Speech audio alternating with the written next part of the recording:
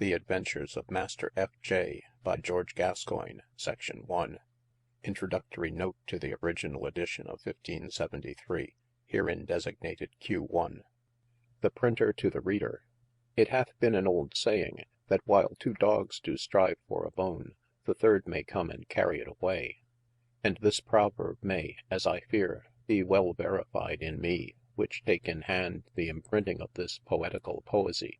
For the case seemeth doubtful, and I will disclose my conjecture. Master H.W. in the beginning of this work hath in his letter written to the readers, cunningly discharged himself of any such misliking, as the graver sort of grey-bearded judgers might, perhaps, conceive in the publication of these pleasant pamphlets. And next unto that learned preamble, the letter of G.T., by whom, as seemeth, the first copy hereof was unto the same H.W. delivered, doth with no less clerkly cunning seek to persuade the readers that he also would by no means have it published. Now I fear very much, all these words notwithstanding, that these two gentlemen were of one assent compact to have it imprinted, and yet finding by experience that nothing is so well handled now a days, but that some malicious minds may either take occasion to mislike it themselves, or else find means to make it odious unto others, they have therefore each of them politically prevented the danger of misreport, and suffered me, the poor printer, to run away with the palm of so perilous a victory. Notwithstanding, having well perused the work, I find nothing therein amiss, to my judgment, unless it be 2 or 3 wanton places passed over in the disclose of an amorous enterprise, the which, for as much as the words are cleanly, although the thing meant be somewhat natural, I have thought good also to let them pass as they came to me, and the rather because, as Master H.W. hath well alledged in his letter to the reader, the well-minded man may reap some commodity out of the most frivolous works that are written. And as the venomous spider will suck poison out of the most wholesome herb, and the industrious bee can gather honey out of the most stinking weed, even so the discreet reader may take a happy example by the most lascivious histories, although the captious and harebrained heads can neither be encouraged by the good nor forewarned by the bad. And thus much I have thought good to say in excuse of some savours, which may perchance smell unpleasantly to some noses, in some part of this poetical poesie. Now it hath with this fault a greater commodity than common poesies have been accustomed to present, and that is this: you shall not be constrained to smell of the flowers therein contained all at once, neither yet to take them up in such order as they are sorted, but you may take any one flower by itself, and if that smell not so pleasantly as you would wish, I doubt not yet but you may find some other which may supply the defects thereof. As thus, he which would have good moral lessons clerkly handled, let him smell to the tragedy translated out of Euripides. He that would laugh at a pretty conceit closely conveyed, let him peruse the comedy translated out of Ariosto. He that would take example by the unlawful affections of a lover bestowed upon an unconstant dame, let them read the report in verse made by Dan Bartholomew of Bath, or the discourse in prose of the adventures passed by Master F.J., whom the reader may name Freeman Jones, for the better understanding of the same. He that would see any particular pang of love lively displayed, may here approve every pamphlet by the title, and so remain contented. As also divers godly hymns and psalms may in like manner be found in this record. To conclude, the work is so universal, as either in one place or other, any man's mind may therewith be satisfied. The which I adventure, under pretext of this promise, to present unto all indifferent eyes as followeth. End of introductory note.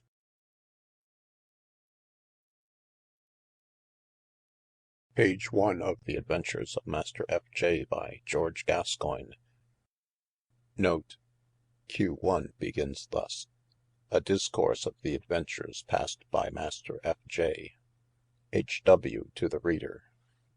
in August last past, my familiar friend Master G.T. bestowed upon me the reading of a written booke, wherein he had collected divers discourses and verses, invented upon sundry occasions, by sundry gentlemen, in mine opinion right commendable for their capacity.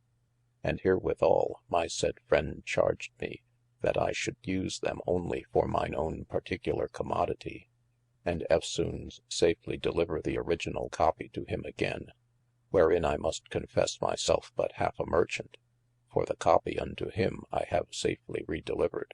But the worke, for I thought it worthy to be published, I have entreated my friend A.B. to imprint, as one that thought better to please a number by common commoditie, than to feed the humour of any private person by needlesse singularity. This I have adventured, for thy contentation, learned reader, and further have presumed of my selfe, to christen it by the name of 100 Sundry Flowers, in which poeticall poesie are set forth many trifling fantasies, humoral passions, and strange affects of a lover.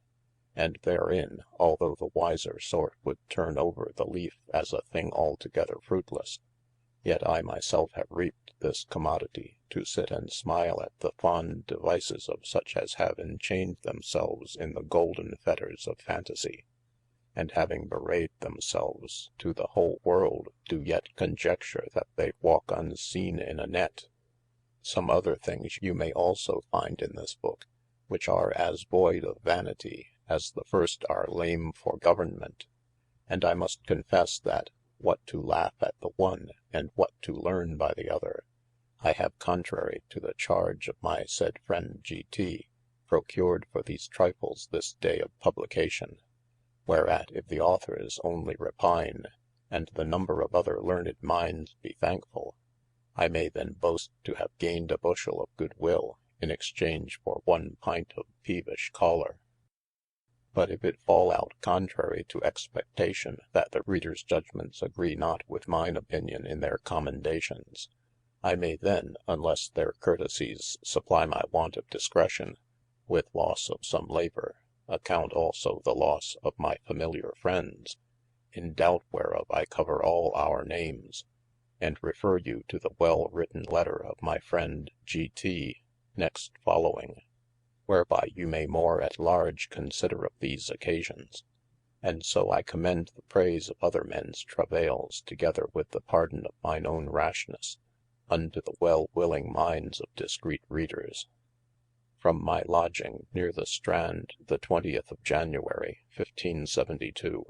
H.W. The letter of G.T. to his very friend, H.W. concerning this work. Remembering the late conference passed between us in my lodging, and how you seemed to esteeme some pamphlets which I did then shew unto you far above their worth in skill, I did straightway conclude the same your judgment to proceed of 2 especial causes. One and principal, the steadfast good will, which you have ever hitherto sithens our first familiaritie borne towards me. Another, of no lesse weight, the exceeding zeale and favour that you beare to good letters, the which I agree with you do not lesse bloome and appeare in pleasant ditties or compendious sonnets devised by green youthfull capacities, than they do fruitfully flourish unto perfection in the riper workes of grave and gray haired writers. For as in the last, the younger sort may make a mirror of perfect life, so in the first the most frosty bearded philosopher may take just occasion of honest recreation, not altogether without wholesome lessons, tending to the reformation of manners.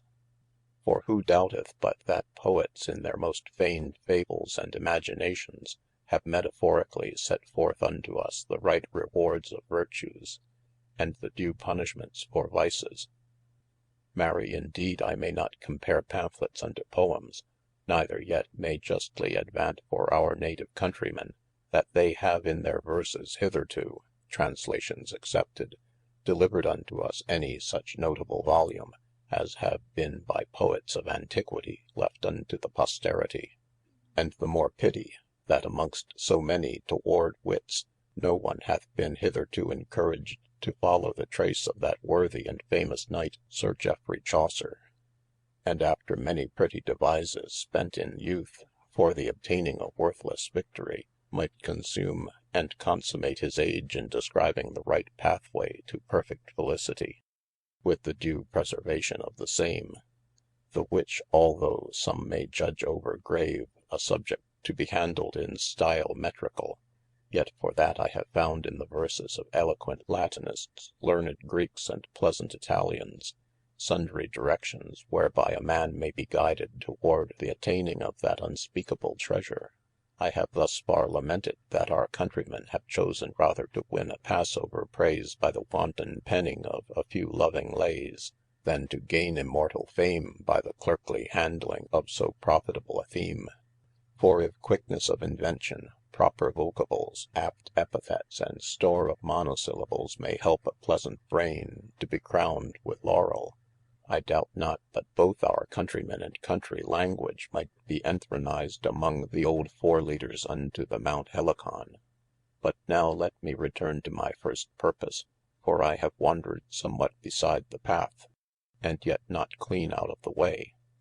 I have thought good, I say, to present you with this written book, wherein you shall find a number of sonnets, lays, letters, ballads, rondelets, verles, and verses, the works of your friend and mine, Master F.J., and divers others, the which when I had with long travail confusedly gathered together, I thought it then opera pressium to reduce them into some good order, the which I have done according to my barren skill in this written book, commending it unto you to read and to peruse, and desiring you as I only do adventure thus to participate the sight thereof unto your former good will, even so that you will by no means make the same common, but after your own recreation taken therein that you will safely redeliver unto me the original copy. For otherwise I shall not only provoke all the authors to be offended with me, but further shall lose the opportunity of a greater matter, half and more granted unto me already, by the willing consent of one of them. And to be plain with you, my friend, he hath written, which as far as I can learn, did never yet come to the reading or perusing of any man but himself, two notable works, the one called The Sundry Lots of Love, the other of his own invention entitled The Climbing of an Eagle's Nest. These things, and especially the latter, doth seem by the name to be a work worthy the reading, and the rather I judge so, because his phantasy is so occupied in the same, as that contrary to his wonted use, he hath hitherto withheld it from sight of any his familiars, until it is finished, you may guess him by his nature. And therefore I require your secrecy herein, lest if he hear the contrary, we shall not be able by any means to procure these others at his hands. So fare you well, from my chamber this 10th of August, 1572. Yours or not his own, G.T. End of note.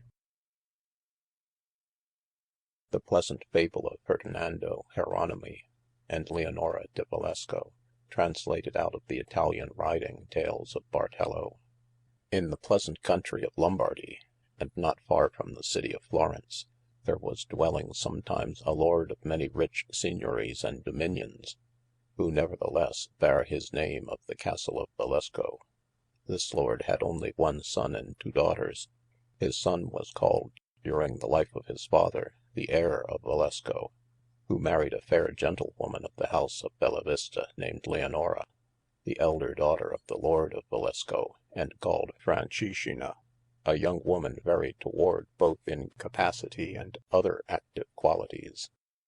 Now the lord of Valesco having already married his son and heir, and himself drawing in age, was desirous to see his daughters also bestowed before his death, and especially the eldest, who both for beauty and ripeness of age might often put him in remembrance that she was a collop of his own flesh, and therefore sought means to draw unto the house Fernando Jeronimi, a young gentleman of Venice, who delighting more in hawking, hunting, and other such pastimes than he did in study, had left his own house in Venice, and was coming into Lombardy to take the pleasures of the country. So that the Lord of Valesco, knowing him to be of a very good parentage, and therewithal not only rich but adorned with sundry good qualities, was desirous, as is said, to draw him home to his house under pretence of hunting and hawking, to the end he might behold his fair daughter Franchishina, who both for parentage and other worldly respects might no less content his mind than her beauty was likely to have allured his liking.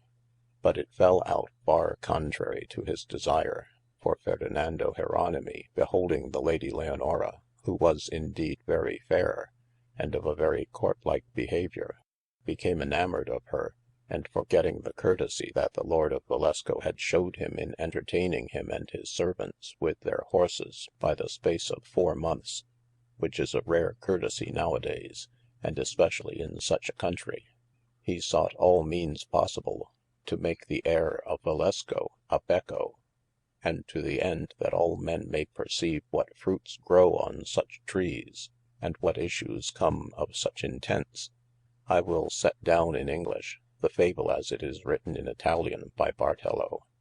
And because I do suppose that Leonora is the same name which we call Elinor in English, and that Franchishina also doth import none other than Francis, I will so entitle them as to our own countrymen may be most perspicuous. Understand you then that Ferdinando having now a hot affection unto the said Dame Elinor, and thinking it meeter to utter his first conceits in writing than in speech, did write unto her as followeth. End of page 1.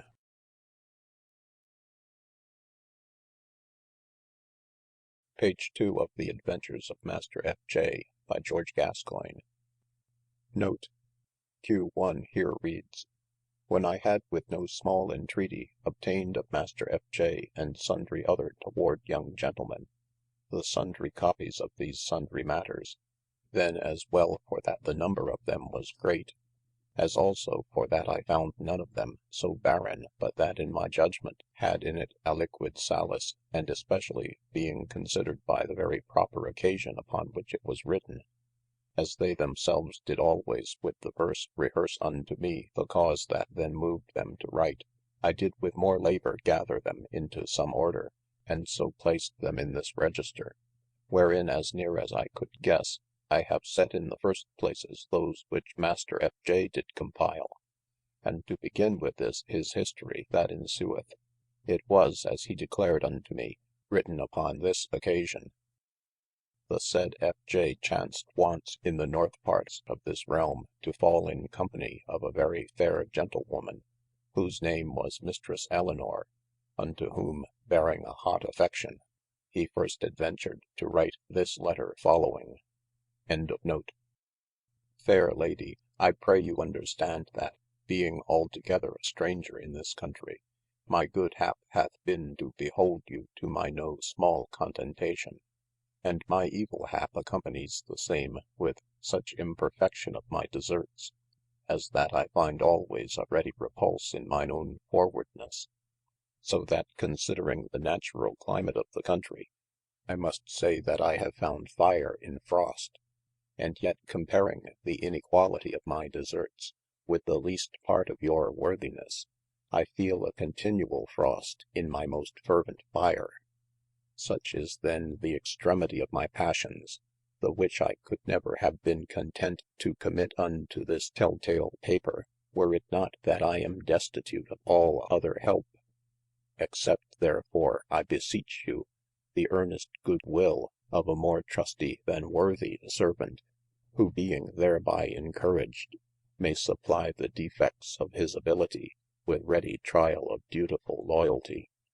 And let this poore paper, besprent with salt teares, and blowen over with scalding sighes, be saved of you as a safeguard for your sampler, or a bottome to wind your sewing silke, that when your last needlefull is wrought, you may return to reading thereof, and consider the care of him who is more yours than his own.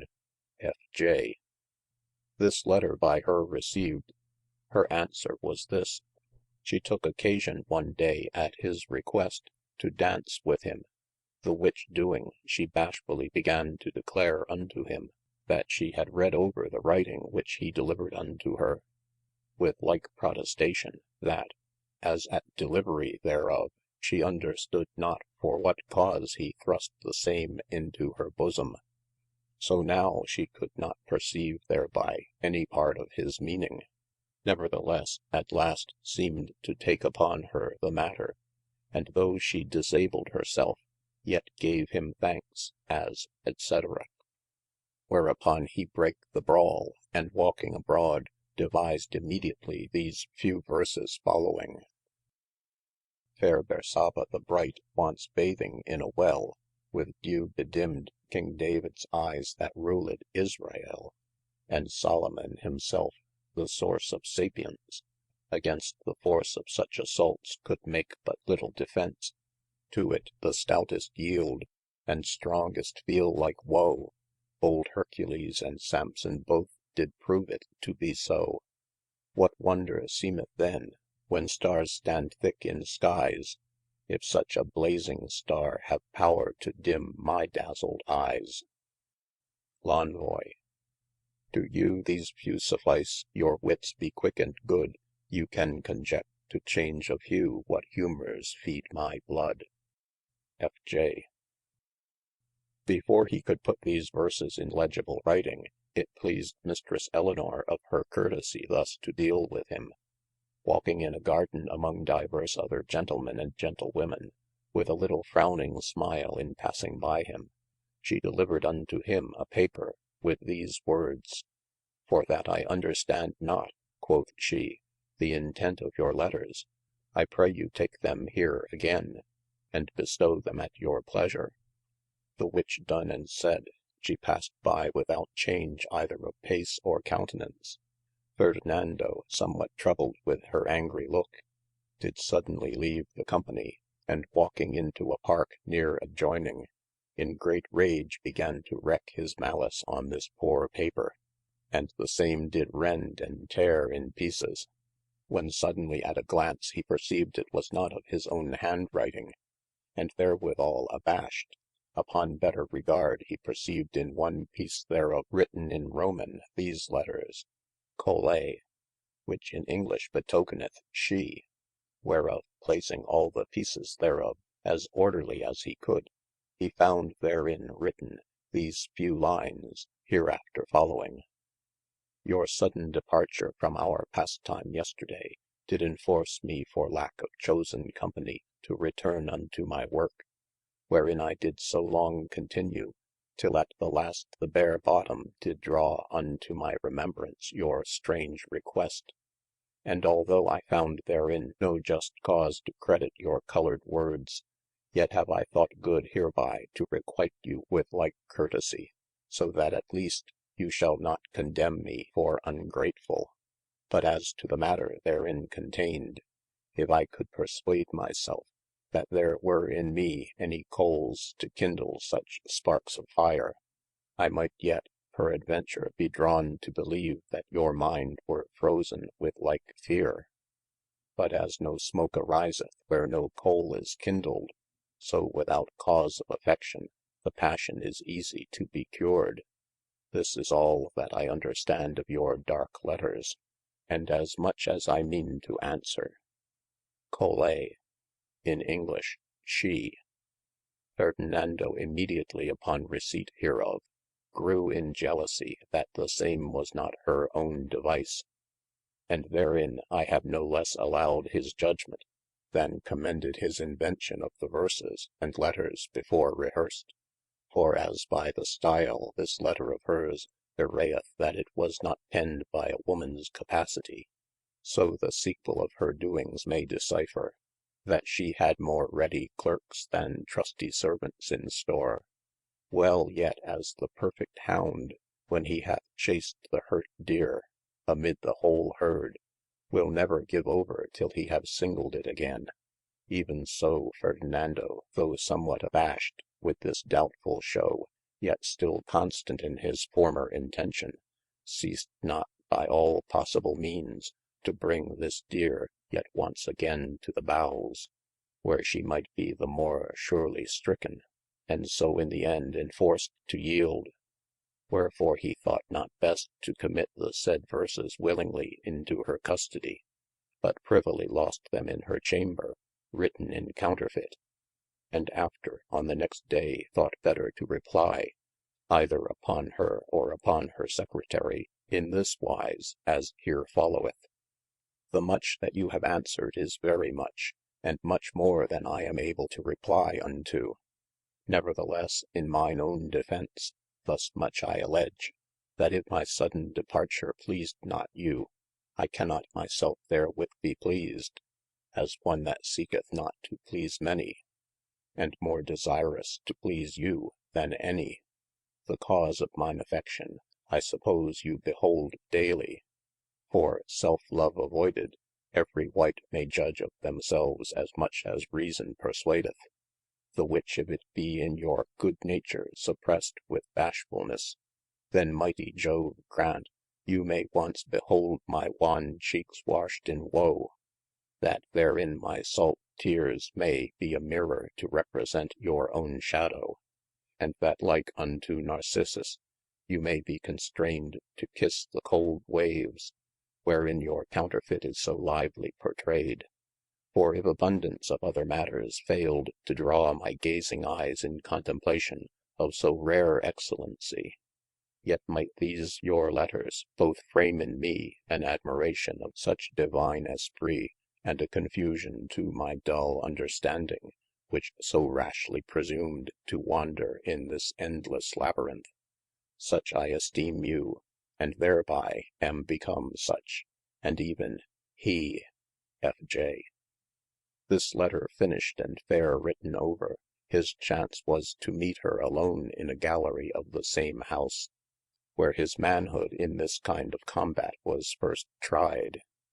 And therein I can compare him to a valiant Prince, who distressed with power of enemies, had committed the safeguard of his person to treaty of ambassade, and suddenly surprised with a camisado in his own trenches, was enforced to yield as prisoner. Even so Fernando Jeronimi, lately overcome by the beautiful beams of this Dame Elinor, and having now committed his most secret intent to these late rehearsed letters, was at unwares encountered by his friendly foe, and constrained either to prepare some new defence, or else, like a recreant, to yield himself as already vanquished. Wherefore, as in a trance, he lifted up his dazzled eyes, and so continued in a certain kind of admiration, not unlike the astronomer, who, having after a whole night's travail, in the grey morning found his desired star, hath fixed his hungry eyes to behold the comet long looked for, whereat this gracious dame, as one that could discerne the sun before her chamber windows were wide open, did deign to embolden the fainting knight with these or like words. I perceive now, quod she, how mishap doth follow me, that having chosen this walk for a simple solace, I am here disquieted by the man that meaneth my destruction, and therewithal, as half angry, began to turn her back, when Ferdinando, now awaked, gan thus salute her. Mistress, quod he, and I perceive now, that good hap haunts me, for being, by lack of opportunity, constrained to commit my welfare unto these blabbing leaves of bewraying paper, showing that in his hand. I am here recomforted with happy view of my desired joy. And therewithal, reverently kissing his hand, did softly distrain her slender arm, and so stayed her departure. End of page 2.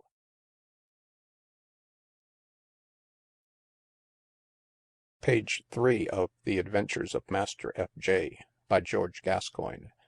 The first blow thus proffered and defended, they walked and talked traversing divers wayes, wherein I doubt not but that the Venetian could quit himself reasonably well. For after long talke, she was contented to accept his proffered service, but yet still disabling her selfe, and seeming to marvel what cause had moved him to subject his libertie so wilfully, or at least in a prison, as she termed it, so unworthy. Whereunto I need not rehearse his answer, but suppose now that thus they departed, saving I had forgotten this, she required of him the last rehearsed letter, saying that his first was lost, and now she lacked a new bottom for her silke, the which I warrant you he granted, and so proffering to take an humble congé by beso las manos, she graciously gave him the zucado des labros, and so for then departed. And thereupon recounting her words, he compiled these following, which he termed terza sequenza, to sweet Mistress she. Of thee, dear Dame, 3 lessons would I learne. What reason first perswades the foolish fly, as soon as she a candle can discerne, to play with flame till she be burnt thereby? Or what may move the mouse to bite the bait, which strikes the trap that stops her hungry breath? What calls the bird, where snares of deep deceit are closely couched to draw her to her death? Consider well, what is the cause of this, and though per case thou wilt not so confesse, yet deep desire to gaine a heavenly blisse, may drowne the mind in dole and dark distresse. Oft is it seene, whereat my heart may bleed, fooles play so long till they be caught indeed. And then it is a heaven to see them hop and skip, and seek all shifts to shake their shackles off. It is a world to see them hang the lip, who erst at love were wont to scorn and scoff, but as the mouse once caught in crafty trap, may bounce and beat against the bourden wall, till she have brought her head in such mishap, that down to death her fainting limbs must fall. And as the fly, once singed in the flame, cannot command her wings to wave away, but by the heel she hangeth in the same, till cruel death her hasty journey stay. So they that seek to break the linkes of love, strive with the stream, and this by paine I prove. For when I first beheld that heavenly hue of thine, thy stately stature, and thy comely grace, I must confesse these dazzled eyes of mine did wink for feare when I first viewed thy face. But bold desire did open them againe, and bade me looke till I had looked too long. I pitied them that did procure my paine, and loved the lookes that wrought me all the wrong. And as the bird once caught, but workes her woe, that strives to leave the limed twigs behind, even so the more I strove to part thee fro, the greater griefe did grow within my mind. Remediless then must I yield to thee, and crave no more thy servant but to be. Till then, and ever, he, F.J. When he had well sorted the sequence, he sought opportunity to leave it where she might find it before it were lost. And now the coales began to kindle, whereof but erewhile she feigned herself altogether ignorant. The flames began to break out on every side, and she to quench them, shut up herself in her chamber solitarily.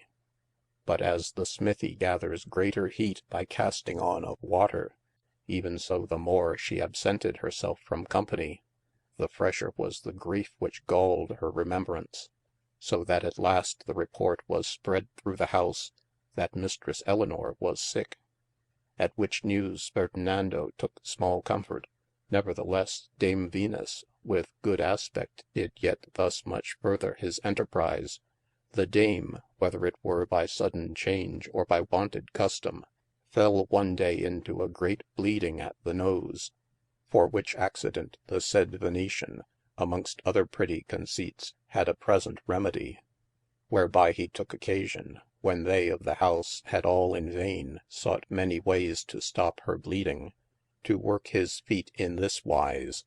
First he pleaded ignorance, as though he knew not her name, and therefore demanded the same of Mistress Fraunces, who when she had to him declared that her name was Elinor, he said these words, or very like in effect: If I thought I should not offend Mistress Elinor, I would not doubt to stop her bleeding, without either pain or difficulty. This gentlewoman, somewhat tickled with his words, did incontinent make relation thereof to the said Mistress Elinor, who immediately, declaring that Ferdinando was her late received servant, returned the said messenger unto him with especial charge, that he should employ his devoir towards the recovery of her health, with whom the same Ferdinando repaired to the chamber of his desired, and finding her set in a chair, leaning on the one side over a silver bason, after his due reverence, he laid his hand on her temples, and privily rounding her in the ear, desired her to command a hazel stick and a knife, the which being brought, he delivered unto her, saying on this wise: Mistress, I will speak certain words in secret to my self, and do require no more. But when you hear me say openly this word Amen, that you with this knife will make a nick upon this hazel stick, and when you have made 5 nicks, command me also to cease. The dame partly of good will to the knight, and partly to be stanched of her bleeding, commanded her maid, and required the other gentles somewhat to stand aside, which done, he began his orisons, wherein he had not long muttered, before he pronounced Amen, wherewith the lady made a nick on the stick with her knife. The said Ferdinando continued to another Amen, when the lady having made another nick, felt her bleeding begin to stanch, and so by the 3rd Amen thoroughly stanched. Ferdinando then changing his prayers into private talk, said softly unto her: Mistress, I am glad that I am hereby enabled to do you some service, and as the stanching of your own blood may some way recomfort you, so if the shedding of my blood may any way content you, I beseech you command it, for it shall be evermore readily employed in your service. And therewithal with a loud voice pronounced Amen, wherewith the good lady making a nick did secretly answer thus: Good servant, quod she, I must needs think myself right happy to have gained your service and good will, and be you sure, that although there be in me no such desert as may draw you into this depth of affection, yet such as I am, I shall be always glad to shew myself thankfull unto you. And now, if you think your self assured that I shall bleed no more, do then pronounce your 5th Amen. The which pronounced, she made also her 5th nick, and held up her head, calling the company unto her, and declaring unto them that her bleeding was thoroughly stanched. And Ferdinando tarrying a while in the chamber, found opportunity to lose his sequence near to his desired mistress, and after congé taken, departed. After whose departure the lady arose out of her chair, and her maid going about to remove the same, espied and took up the writing, the which her mistress perceiving, gan suddenly conjecture that the same had in it some like matter to the verses once before left in like manner, and made semblant to mistrust that the same should be some words of conjuration, and taking it from her maid, did peruse it, and immediately said to the company, that she would not forego the same for a great treasure. But to be plain, I think that, Ferdinando excepted, she was glad to be rid of all company, until she had with sufficient leisure turned over and retossed every card in this sequence. And not long after, being now tickled through all the veins with an unknown humour, adventured of herself to commit unto a like ambassador the deciphering of that which hitherto she had kept more secret, and thereupon wrote with her own hand and head in this wise: Good servant, I am out of all doubt much beholding unto you, and I have great comfort by your meanes in the stanching of my blood, and I take great comfort to read your letters, and I have found in my chamber divers songs which I think to be of your making, and I promise you they are excellently made. And I assure you that I will be ready to do for you any pleasure that I can during my life. Wherefore I pray you come to my chamber once in a day, till I come abroad again, and I will be glad of your company. And because that you have promised to be my he, I will take upon me this name, your she. This letter was doubtless of her own handwriting, and as therein the reader may find great difference of style from her former letter, so may you now understand the cause. She had in the same house a friend, a servant, a secretary, what should I name him? Such one as she esteemed in time past, more than was cause in time present. And to make my tale good, I will, by the same words that Bartello useth, describe him unto you. He was in height the proportion of 2 pygmies, in breadth the thickness of 2 bacon hogs, of presumption a giant, of power a gnat, apishly witted, knavishly mannered, and crabbedly favoured. What was there in him then to draw a fair lady's liking? Marry, sir, even all in all, a well-lined purse, wherewith he could at every call provide such pretty conceits as pleased her peevish fantasy, and by that means he had thoroughly, long before, insinuated himself with this amorous dame. This manling, this minion, this slave, this secretary, was now by occasion ridden to Florence forsooth, and though his absence were unto her a disfurnishing of eloquence, it was yet unto Fernando Jeronimi an opportunity of good advantage. For when he perceived the change of her style, and thereby grew in some suspicion that the same proceeded by absence of her chief chancellor, he thought good now to smite while the iron was hot, and to lend his mistress such a pen in her secretary's absence, as he should never be able at his return to amend the well writing thereof. Wherefore, according to her command, he repaired once every day to her chamber, at the least whereas he guided himself so well, and could devise such store of sundry pleasures and pastimes, that he grew in favour not only with his desired, but also with the rest of the gentlewomen. And one day passing the time amongst them, their play grew to this end, that his mistress, being queen, demanded of him these 3 questions. Servant, quod she, I charge you, as well upon your allegiance being now my subject, as also upon your fidelity, having vowed your service unto me, that you answer me these 3 questions, by the very truth of your secret thought. First, what thing in this universal world doth most rejoice and comfort you? Fernando Jeronimi, abasing his eyes towards the ground, took good advisement in his answer, when a fair gentlewoman of the company clapped him on the shoulder, saying, How now, sir? Is your hand on your halfpenny? To whom he answered, No, fair lady, my hand is on my heart, and yet my heart is not in mine own hands.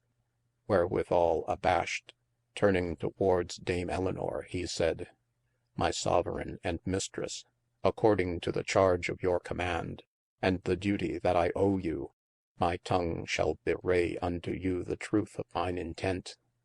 At this present a reward given me without desert, doth so rejoice me with continual remembrance, that though my mind be so occupied to think thereon, as that day nor night I can be quiet from that thought, yet the joy and pleasure which I conceive in the same is such, that I can neither be cloyed with continuance thereof, nor yet afraid that any mishap can countervail so great a treasure.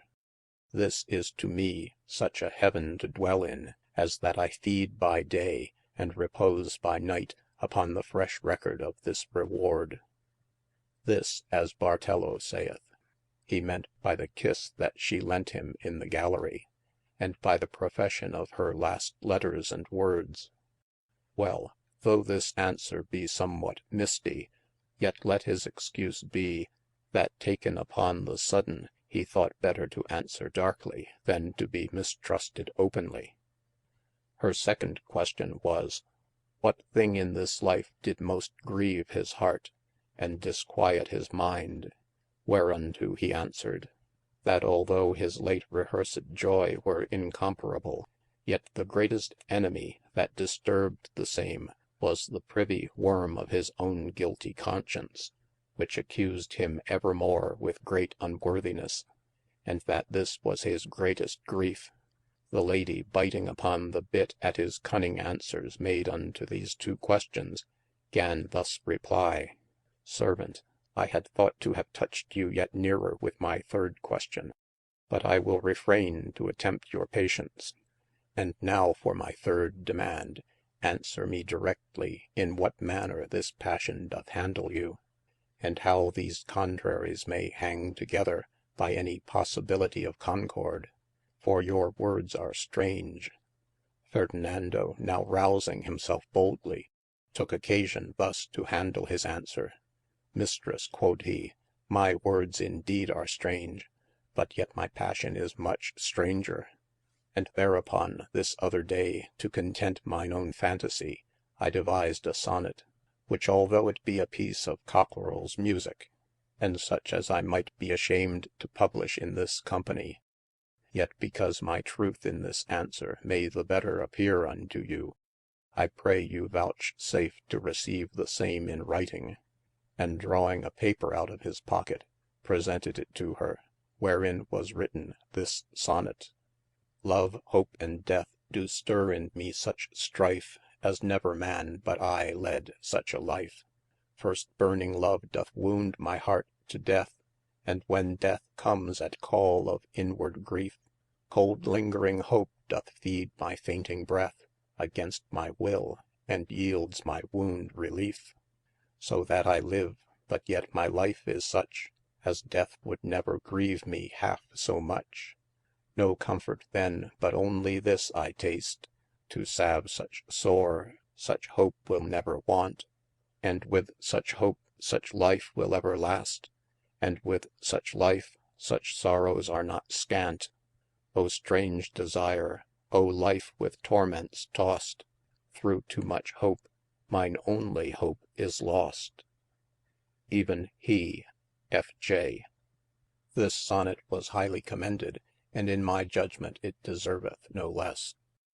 His duty thus performed, their pastimes ended, and at their departure, for a watchword, he counselled his mistress by little and little to walk abroad, saying that the gallery near adjoining was so pleasant, as if he were half dead, he thought that by walking therein he might be half and more revived.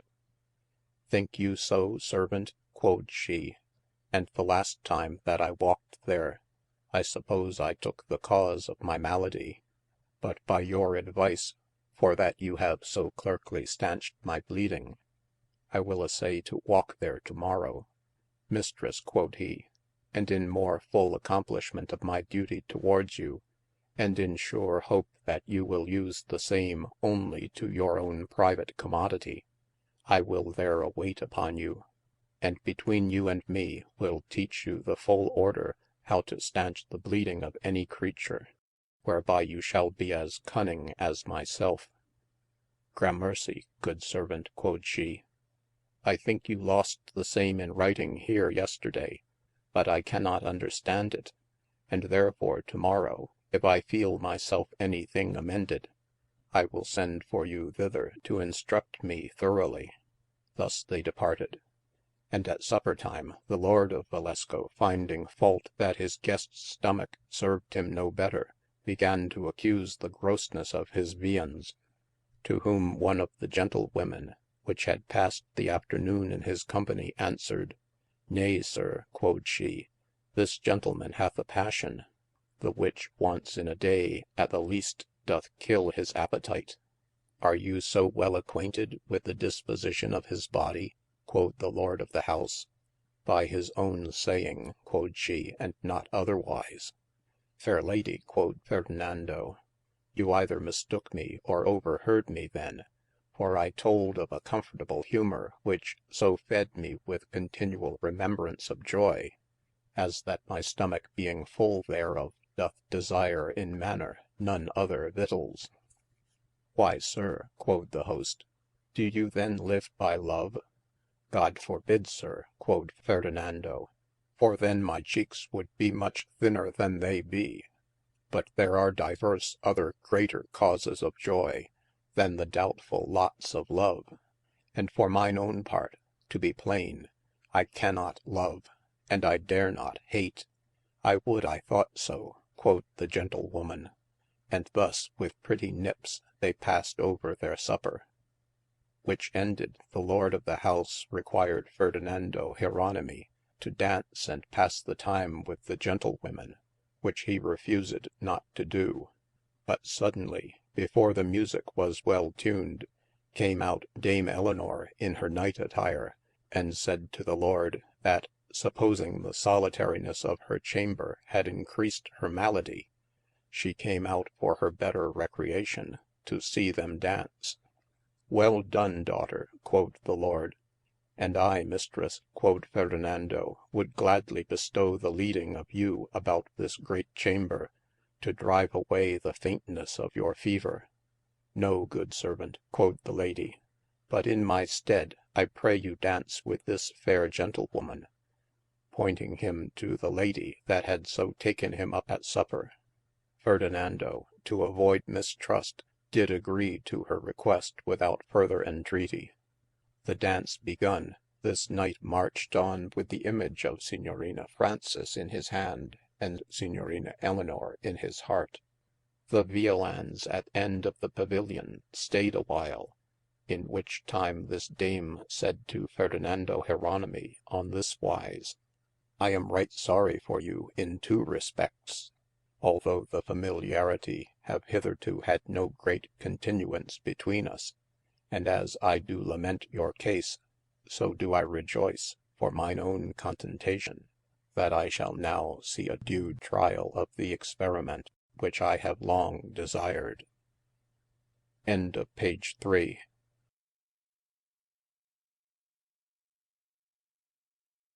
Page 4 of The Adventures of Master F.J. by George Gascoigne. This said, she kept silence, when Ferdinando, somewhat astonied with her strange speech, thus answered: Mistress, although I cannot conceive the meaning of your words, yet by courtesie I am constrained to yield you thankes for your good will, the which appeareth no lesse in lamenting of mishaps, than in rejoycing at good fortune. What experiment you meane to try by me, I know not, but I dare assure you that my skill in experiments is very simple. Herewith the instruments sounded a new measure, and they passed forwards, leaving to talk, until the noise ceased. Which done, the gentlewoman replied: I am sorry, sir, that you did erewhile deny love and all his lawes, and that in so open audience. Not so, quod Ferdinando, but as the word was roundly taken, so can I readily answer it by good reason. Well, quod she, how if the hearers will admit no reasonable answer? My reasons yet be neverthelesse, quod he, in reasonable judgment. Herewith she smiled, and he cast a glance towards Dame Elinor. Ah, ascances, art thou pleased? Again the viols called them forthwards, and again at the end of the brawl, said Ferdinando Jeronimi to this gentlewoman: I pray you, mistress, and what may be the second cause of your sorrow sustained in my behalf? Nay, soft, quod she, percase I have not yet told you the first. But content your selfe, for the second cause you shall never know at my hands, until I see due trial of the experiment which I have long desired. Why then, quod he, I can but wish a present occasion to bring the same to effect, to the end that I might also understand the mystery of your meaning. And so might you faile of your purpose, quod she, for I meane to be better assured of him that shall know the depth of mine intent in such a secret, than I do suppose that any creature, one except, may be of you. Gentlewoman, quod he, you speak Greek, the which I have now forgotten, and mine instructors are too far from me at this present to expound your words, or else too near, quod she, and so smiling stayed her talk, when the musique called them to another daunce. Which ended, Ferdinando half afraid of false suspect, and more amazed at this strange talk, gave over, and bringing Mistresse Fraunces to her place, was thus saluted by his Mistresse. Servant, quod she, I have done you great wrong to have daunced with you, considering that this gentlewoman and you had former occasion of so weighty conference. Mistresse, said Ferdinando, you had done me great pleasure, for by our conference I have but brought my braines in a busie conjecture. I doubt not, said his Mistresse, but you will end that business easily. It is hard, said he, to end the thing, whereof yet I have found no beginning. His Mistresse with change of countenance kept silence, whereat Dame Fraunces rejoicing, cast out this bone to gnaw on. I perceive, quod she, it is evil to halt before a cripple. Ferdinando perceiving now that his Mistresse waxed angry, thought good on her behalf thus to answer, and it is evil to hop before them that run for the bell. His Mistresse replied, and it is evil to hang the bell at their heeles which are alwayes running. The Lord of the Castle overhearing these proper quippes, rose out of his chaire, and coming towards Ferdinando, required him to daunce a galliard. Sir, said he, I have hitherto at your appointment but walked about the house. Now if you be desirous to see one tumble a turn or twain, it is like enough that I might provoke you to laugh at me. But in good faith my dauncing dayes are almost done, and therefore sir, quod he, I pray you speak to them that are more nimble at tripping on the toe. Whilest he was thus saying, Dame Elinor had made her congé, and was now entring the door of her chamber, when Ferdinando, all amazed at her sudden departure, followed to take leave of his Mistresse. But she more than angry, refused to hear his good night, and entring her chamber caused her mayd to clap to the door. Ferdinando with heavy cheere returned to his company, and Mistresse Fraunces to touch his sore with a corrosive, said to him softly in this wise: Sir, you may now perceive that this our country cannot allow the French manner of dancing, for they, as I have heard tell, do more commonly daunce to talk, than entreat to daunce. Ferdinando hoping to drive out one naile with another, and thinking this a meane most convenient to suppresse all jealous supposes, took Mistresse Fraunces by the hand, and with a heavy smile answered, Mistresse and I, because I have seen the French manner of dancing, will eftsoons entreat you to daunce a bargenette. What meane you by this, quod Mistresse Fraunces? If it please you to follow, quod he, you shall see that I can jest without joy, and laugh without lust. And calling the musicians, caused them softly to sound the tinternall, when he clearing his voice, did a la Napolitana apply these verses following unto the measure. In prime of lusty years, when Cupid caught me in, and nature taught the way to love, how I might best begin, to please my wandring eye, in beauties tickle trade, to gaze on each that passed by, a careless sport I made. With sweet enticing bait, I fished for many a dame, and warmed me by many a fire, yet felt I not the flame. But when at last I spied that face that pleased me most, the coales were quick, the wood was dry, and I began to toast.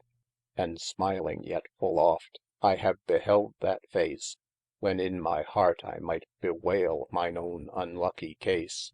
And oft again with lookes that might bewray my griefe, I pleaded hard for just reward, and sought to find reliefe. What will you more, so oft my gazing eyes did seeke, to see the rose and lilly strive upon that lively cheeke, till at the last I spied, and by good proof I found, that in that face was painted plain the piercer of my wound. Then all too late aghast, I did my foot retire, and sought with secret sighs to quench my greedy scalding fire. But lo, I did prevail, as much to guide my will, as he that seeks with halting heel to hop against the hill. Or as the feeble sight would search the sunny beam, even so I found but labour lost to strive against the stream.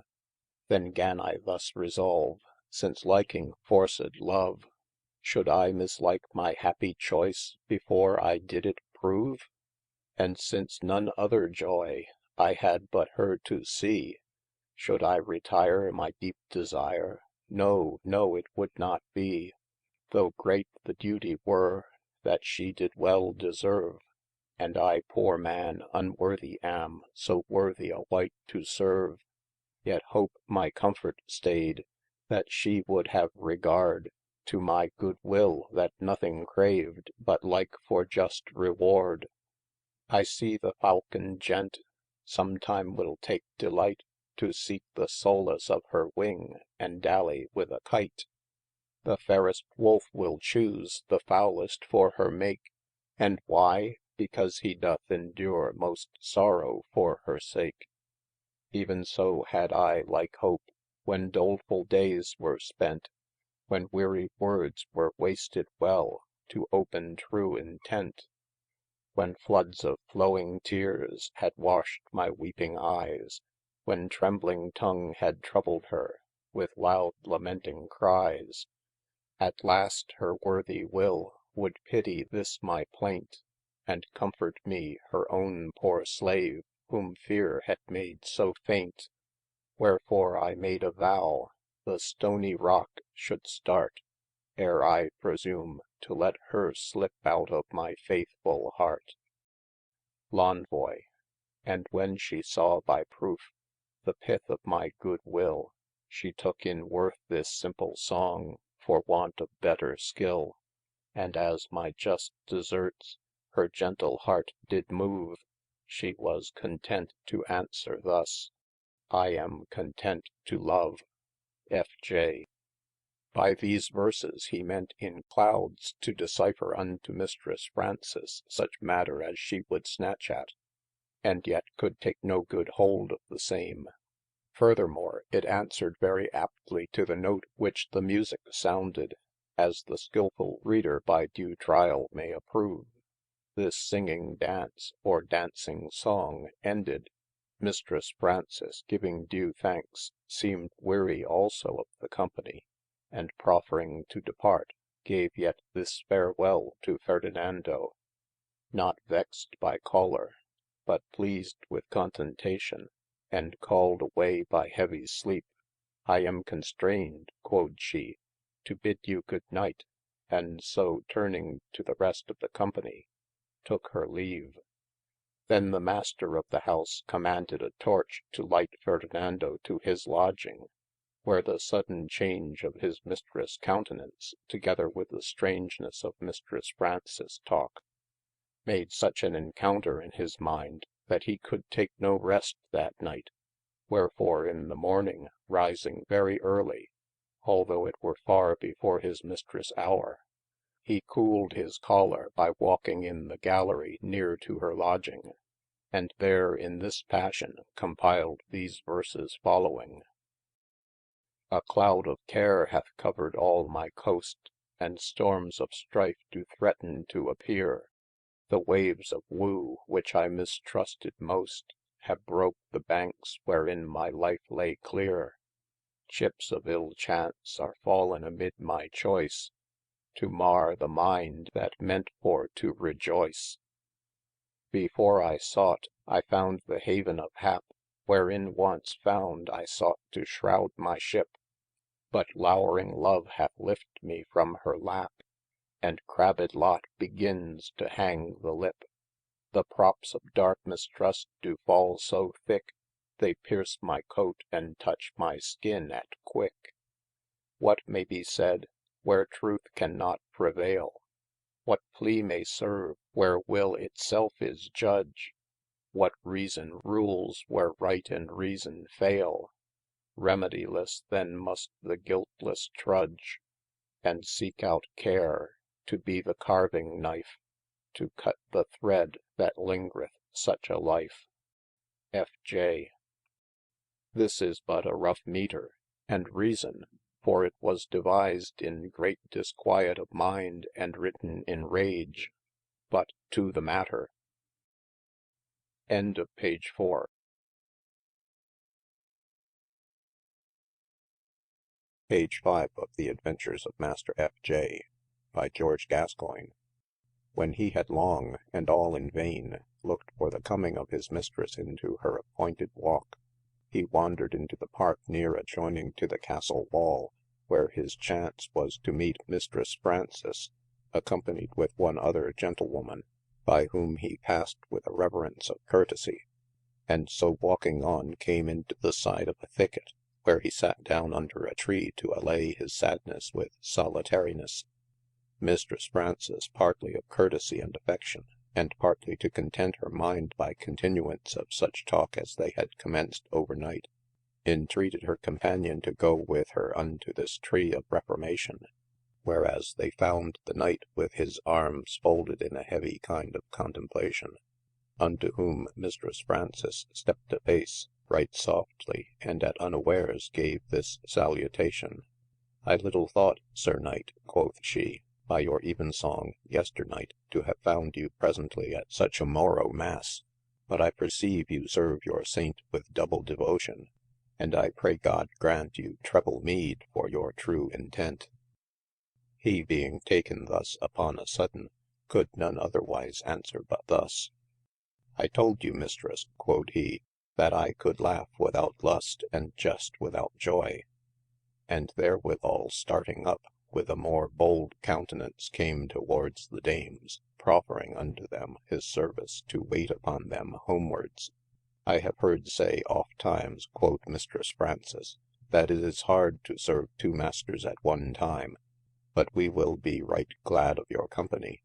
I thank you," quod he, and so walking on with them, fell into sundry discourses, still refusing to touch any part of their former communication, until Mistress Frances said unto him, "By my troth," quod she, "I would be your debtor these 2 days, to answer me truly but unto one question that I will propound." "Fair gentlewoman," quod he, "you shall not need to become my debtor, but if it please you to quit question by question, I will be more ready to gratify you in this request, than either reason requireth, or than you would be willing to work my contentation." "Master Fernando Jeronimi," quod she, and that sadly, "peradventure you know but a little how willing I would be to procure your contentation, but you know that hitherto familiarity hath taken no deep root betwixt us twain, and though I find in you no manner of cause whereby I might doubt to commit this or greater matter unto you, yet have I stayed hitherto so to do, in doubt lest you might thereby justly condemne me both of arrogancy and lack of discretion, wherewith I must yet foolishly affirme, that I have with great paine bridled my tongue from disclosing the same unto you. Such is then the good will that I beare towards you, the which if you would rather judge to be impudency, than a friendly meaning, I may then curse the hour that I first concluded thus to deale with you. Herewithal, being now red for chaste bashfulness, she abased her eyes, and stayed her talk. To whom Fernando thus answered: "Mistress Frances, if I should with so exceeding villainy requite such and so exceeding great courtesie, I might not only seeme to degenerate from all gentry, but also to differ in behaviour from all the rest of my life spent. Wherefore to be plaine with you in few words, I think my selfe so much bound unto you for divers respects, as if ability do not faile me, you shall find me mindfull in requital of the same, and for disclosing your mind to me, you may, if so it please you, adventure it without adventure, for by this Sun, quod he, I will not deceive such trust as you shall lay upon me, and furthermore, so far forth as I may, I will be yours in any respect.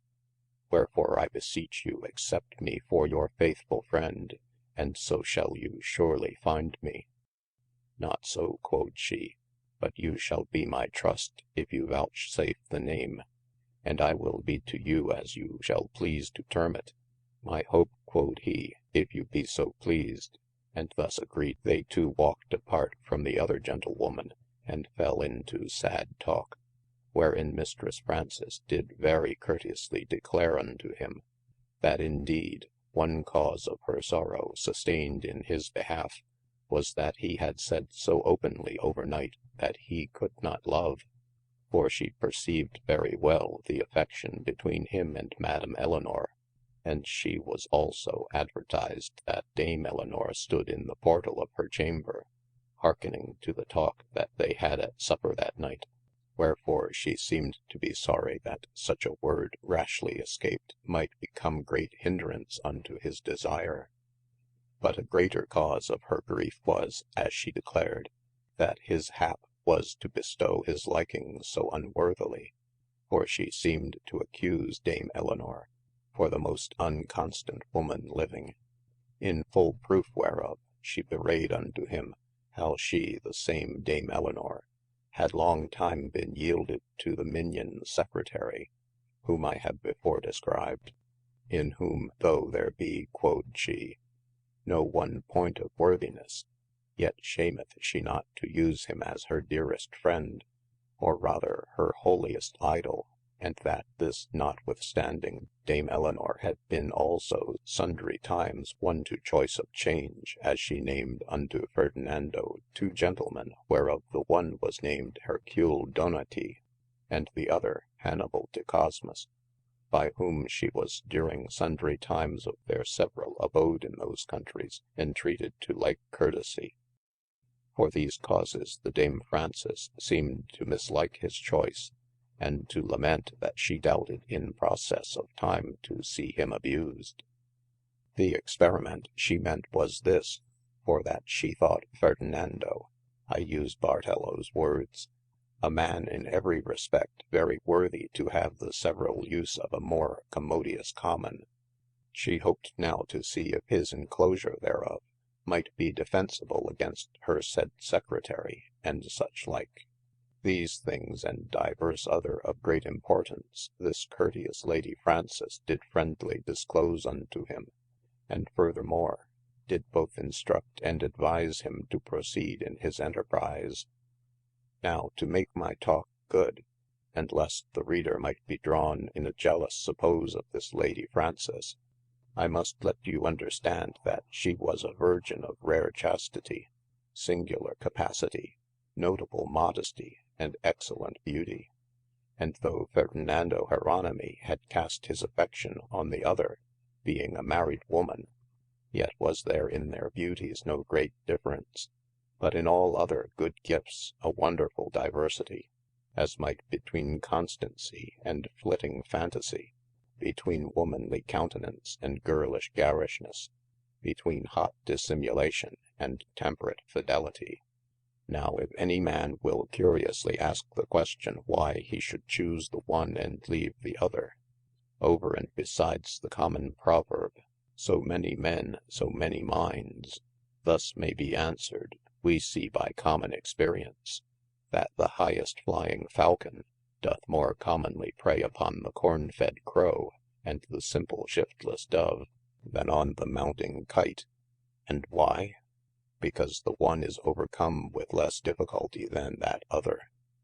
Thus much in defence of this Lady Frances, and to excuse the choice of Ferdinando, who thought himself now no less beholding to good fortune, to have found such a trusty friend, than bounden to Dame Venus, to have won such a mistress. And to return unto my pretence, understand you, that he, being now with these two fair ladies, come very near the castle, grew in some jealous doubt as on his own behalf, whether he were best to break company or not, when his assured hope, perceiving the same, gan thus recomfort him. Good sir, quod she, if you trusted your trusty friends, you should not need thus cowardly to stand in dread of your friendly enemies. Well said in faith, quod Ferdinando, and I must confesse, you were in my bosome before I wist, but yet I have heard said often, that in trust is treason. Well spoken for your self, quod his Hope. Ferdinando now remembering that he had but erewhile taken upon him the name of her trust, came home per misericordiam, when his Hope entering the castle gate, caught hold of his lap, and half by force led him by the gallery unto his mistress' chamber. Whereas after a little dissembling disdaine, he was at last by the good help of his Hope right thankfully received. And for his mistress was now ready to dine, he was therefore for that time arrested there, and a supersadius sent into the great chamber unto the lord of the house, who expected his coming out of the park. The dinner ended, and he thoroughly contented both with welfare and welcome, they fell into sundry devices of pastime. At last Ferdinando, taking into his hand a lute that lay on his mistress' bed, did unto the note of the Venetian galliard apply the Italian ditty, written by the worthy Bradamant unto the noble Rugier, as Ariosto hath it, Rugier quod semper fui, etc. But his mistress could not be quiet until she heard him repeat the tinternell, which he used overnight, the which he refused not. At end whereof his mistress, thinking how she had shewed herself too earnest to use any further dissimulation, especially perceiving the toward inclination of her servants Hope, fell to flat and plain dealing, and walked to the window, calling her servant apart unto her, of whom she demanded secretly and in sad earnest, who devised this tinternell. My father's sister's brother's son, quod he. His mistress laughing right heartily, demanded yet again, by whom the same was figured. By a niece to an aunt of yours, mistress, quod he. Well then, servant, quoth she, I swear unto you by my father's soul, that my mother's youngest daughter doth love your father's eldest son above any creature living. Ferdinando, hereby recomforted, gan thus reply: Mistress, though my father's eldest son be far unworthy of so noble a match, yet since it pleaseth her so well to accept him, I would thus much say behind his back, that your mother's daughter hath done him some wrong. And wherein, servant, quod she. By my troth, mistress, quod he, it is not yet 20 hours since without touch of breast, she gave him such a nip by the heart, as did altogether bereave him his night's rest with the bruise thereof. Well, servant, quod she, content yourself, for your sake I will speak to her to provide him a plaster, the which I myself will apply to his hurt, and to the end it may work the better with him, I will purvey a lodging for him, where hereafter he may sleep at more quiet. This said, the rosy hue disdained her sickly cheeks, and she returned to the company, leaving Ferdinando ravished between hope and dread, as one that could neither conjecture the meaning of her mystical words, nor assuredly trust unto the knot of her sliding affections. When the Lady Frances, coming to him, demanded, What dream you, sir? Yea, marry do I, fair lady, quod he. And what was your dream, sir? Quod she. I dreamt, quod he, that walking in a pleasant garden, garnished with sundry delights, my hap was to espy hanging in the air a hope wherein I might well behold the aspects and face of the heavens, and calling to remembrance the day and hour of my nativity, I did thereby, according to my small skill in astronomy, try the conclusion of mine adventures. And what found you therein, quod Dame Frances? You awaked me out of my dream, quod he, or else peradventure you should not have known. I believe you well, quod the Lady Frances, and laughing at his quick answer, brought him by the hand unto the rest of his company, where he tarried not long before his gracious mistress bade him to farewell, and to keep his hour there again when he should by her be summoned. Hereby he passed the rest of that day in hope, awaiting the happy time when his mistress should send for him. Supper time came and passed over, and not long after came the handmaid of the Lady Elinor into the great chamber, desiring him to repair unto their mistress, the which he willingly accomplished. And being now entered into her chamber, he might perceive his mistress in her night's attire, preparing herself towards bed, to whom Fernando said, "Why, how now, mistress? I had thought this night to have seen you dance, at least, or at last, amongst us." "By my troth, good servant," quoth she, "I adventured so soon unto the great chamber yesternight, that I find myself somewhat sickly disposed, and therefore do strain courtesie, as you see, to go the sooner to my bed this night. But before I sleep," quoth she, "I am to charge you with a matter of weight." And taking him apart from the rest, declared that, as that present night, she would talk with him more at large in the gallery near adjoining to her chamber.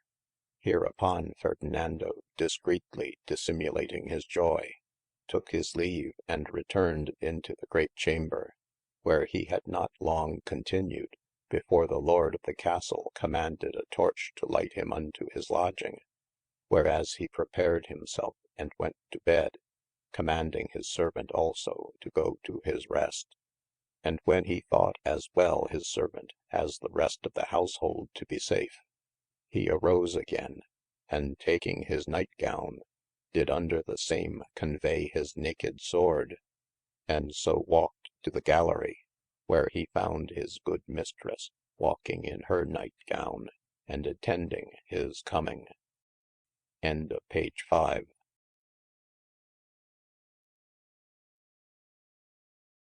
Page 6 of The Adventures of Master F.J. by George Gascoigne.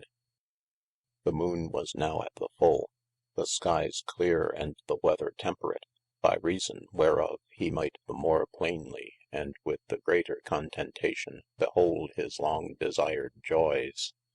And spreading his arms abroad to embrace his loving mistress, he said, "O my dear lady, when shall I be able with any desert to countervail the least part of this your bountiful goodness?" The dame, whether it were of fear indeed, or that the wiliness of womanhood had taught her to cover her conceits with some fine dissimulation, start back from the knight, and shrieking, but softly, said unto him, "Alas, servant, what have I deserved that you come against me with naked sword as against an open enemy?" Ferdinando, perceiving her intent, excused himself, declaring that he brought the same for their defence, and not to offend her in any wise. The lady being therewith somewhat appeased, they began with more comfortable gesture to expel the dread of the said late affright, and sithens to become bolder of behaviour, more familiar in speech, and most kind in accomplishing of common comfort. But why hold I so long discourse in describing the joyes which, for lack of like experience, I cannot set out to the full? Note Q1 here inserts. Were it not that I know to whom I write, I would the more beware what I write. F.J. was a man, and neither of us are senseless, and therefore I should slander him, over and besides a great obloquy to the whole genealogy of Aeneas, if I should imagine that of tender heart he would forbear to express her more tender limbs against the hard floor.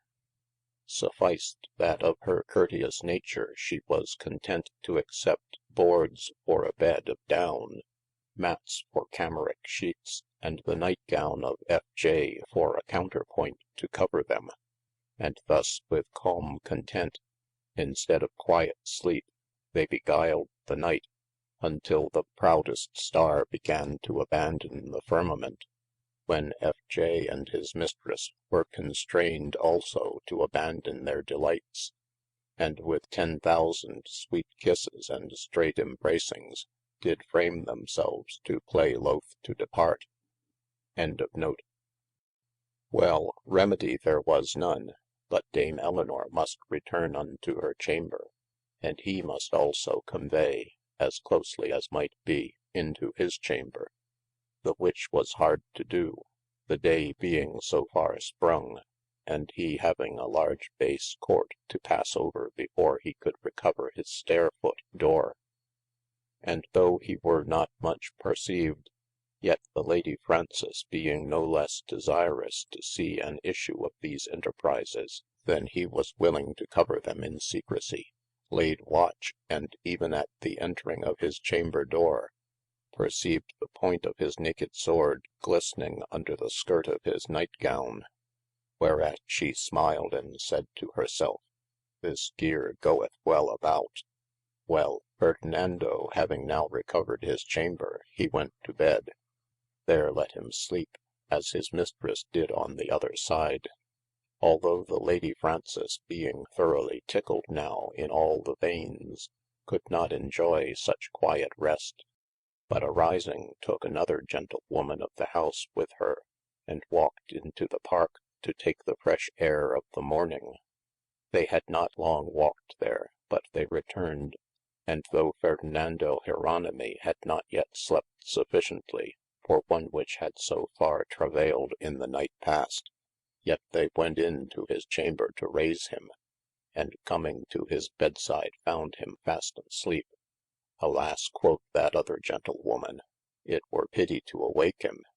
Even so it were, quod Dame Frances, but we will take away somewhat of his, whereby he may perceive that we were here, and, looking about the chamber, his naked sword presented itself to the hands of Dame Frances, who took it with her, and softly shutting his chamber door again, went down the stairs, and recovered her own lodging in good order and unperceived of any body, saving only that other gentlewoman which accompanied with her.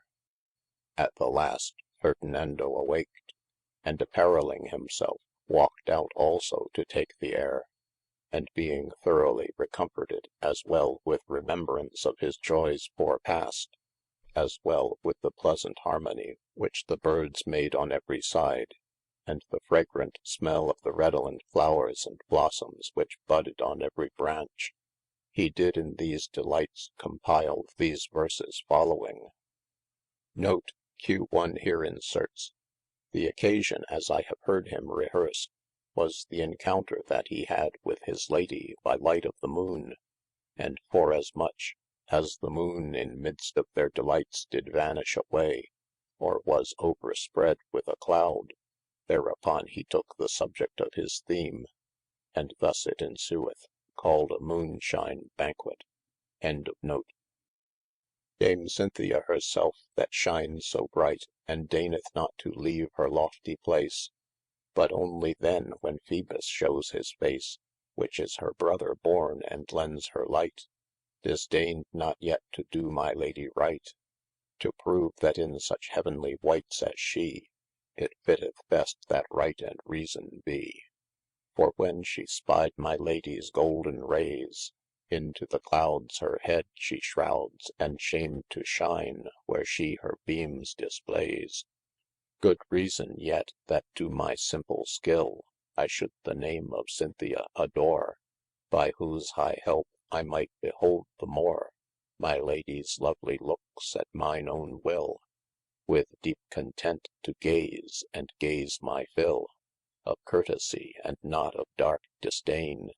Dame Cynthia disclosed my lady plaine, she did but lend her light, as for a light, with friendly grace to show her face, that else would show and shine in her despight.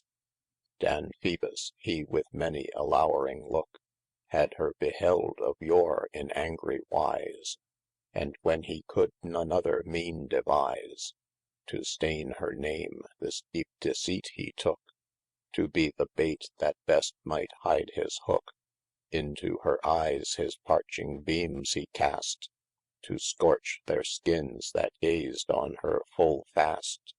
Whereby when many a man was sunburnt so, they thought my Queen the sun had been with scalding flames which wrought them all that woe.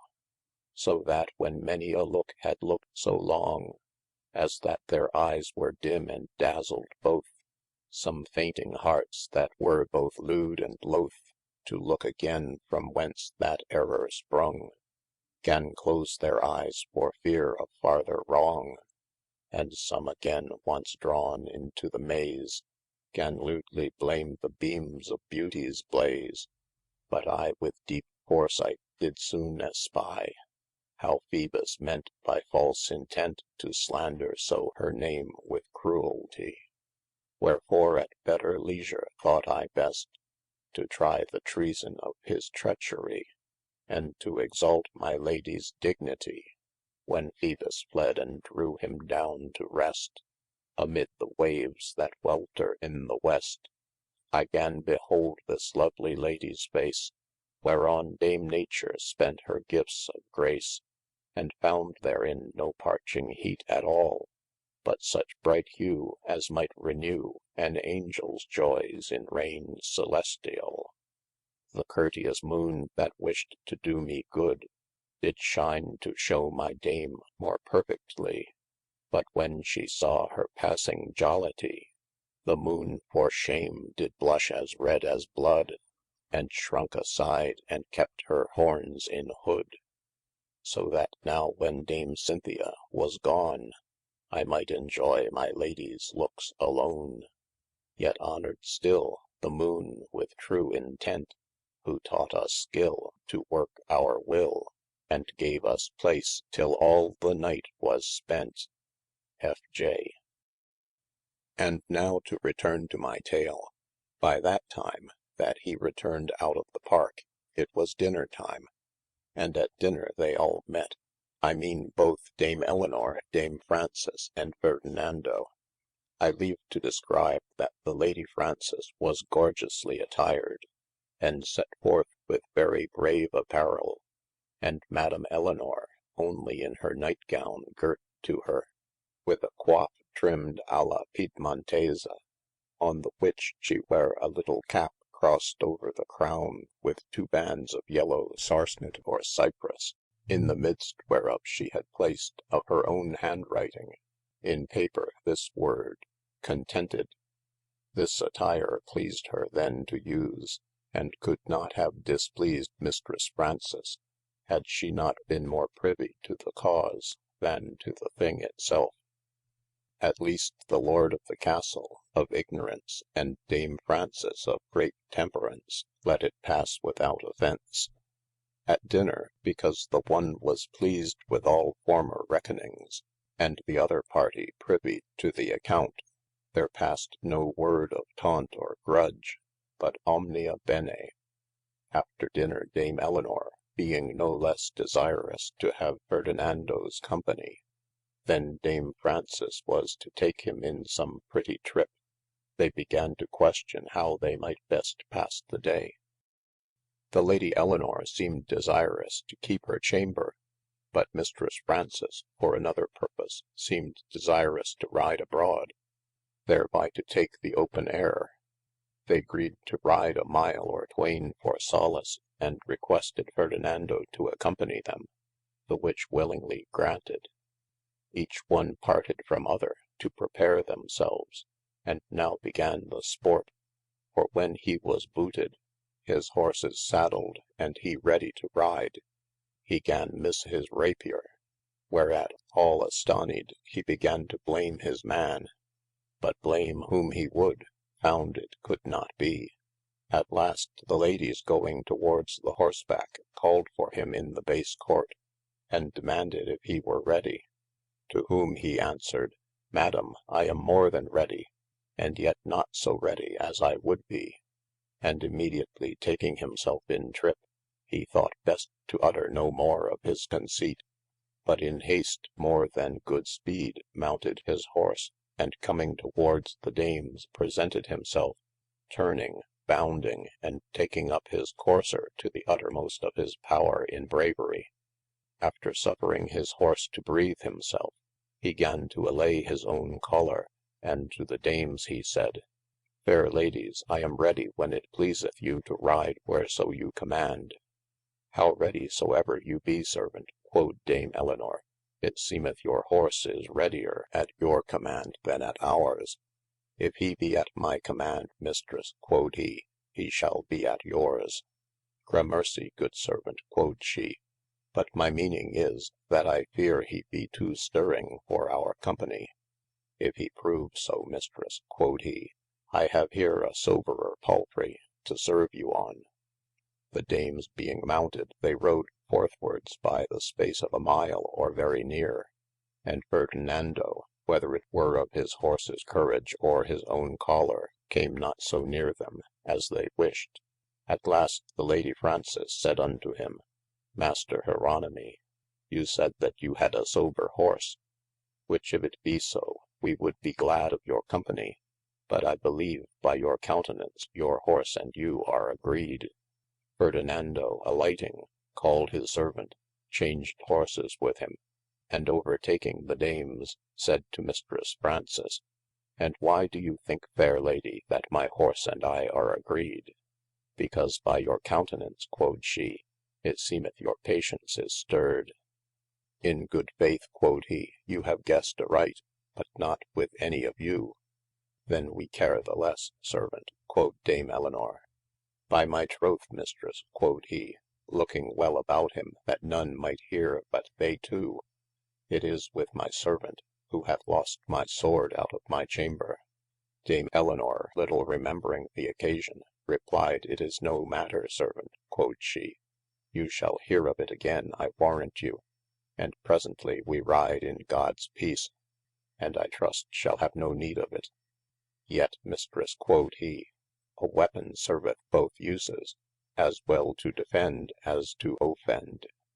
Now, by my troth, quod Dame Frances, I have now my dream, for I dreamt this night that I was in a pleasant meadow alone, where I met with a tall gentleman, apparelled in a nightgown of silk, all embroidered about with a guard of naked swords, and when he came towards me, I seemed to be afraid of him, but he recomforted me, saying, Be not afraid, fair lady, for I use this garment only for mine own defence, and in this sort went that warlike God Mars, what time he taught Dame Venus to make Vulcan a hammer of the new fashion.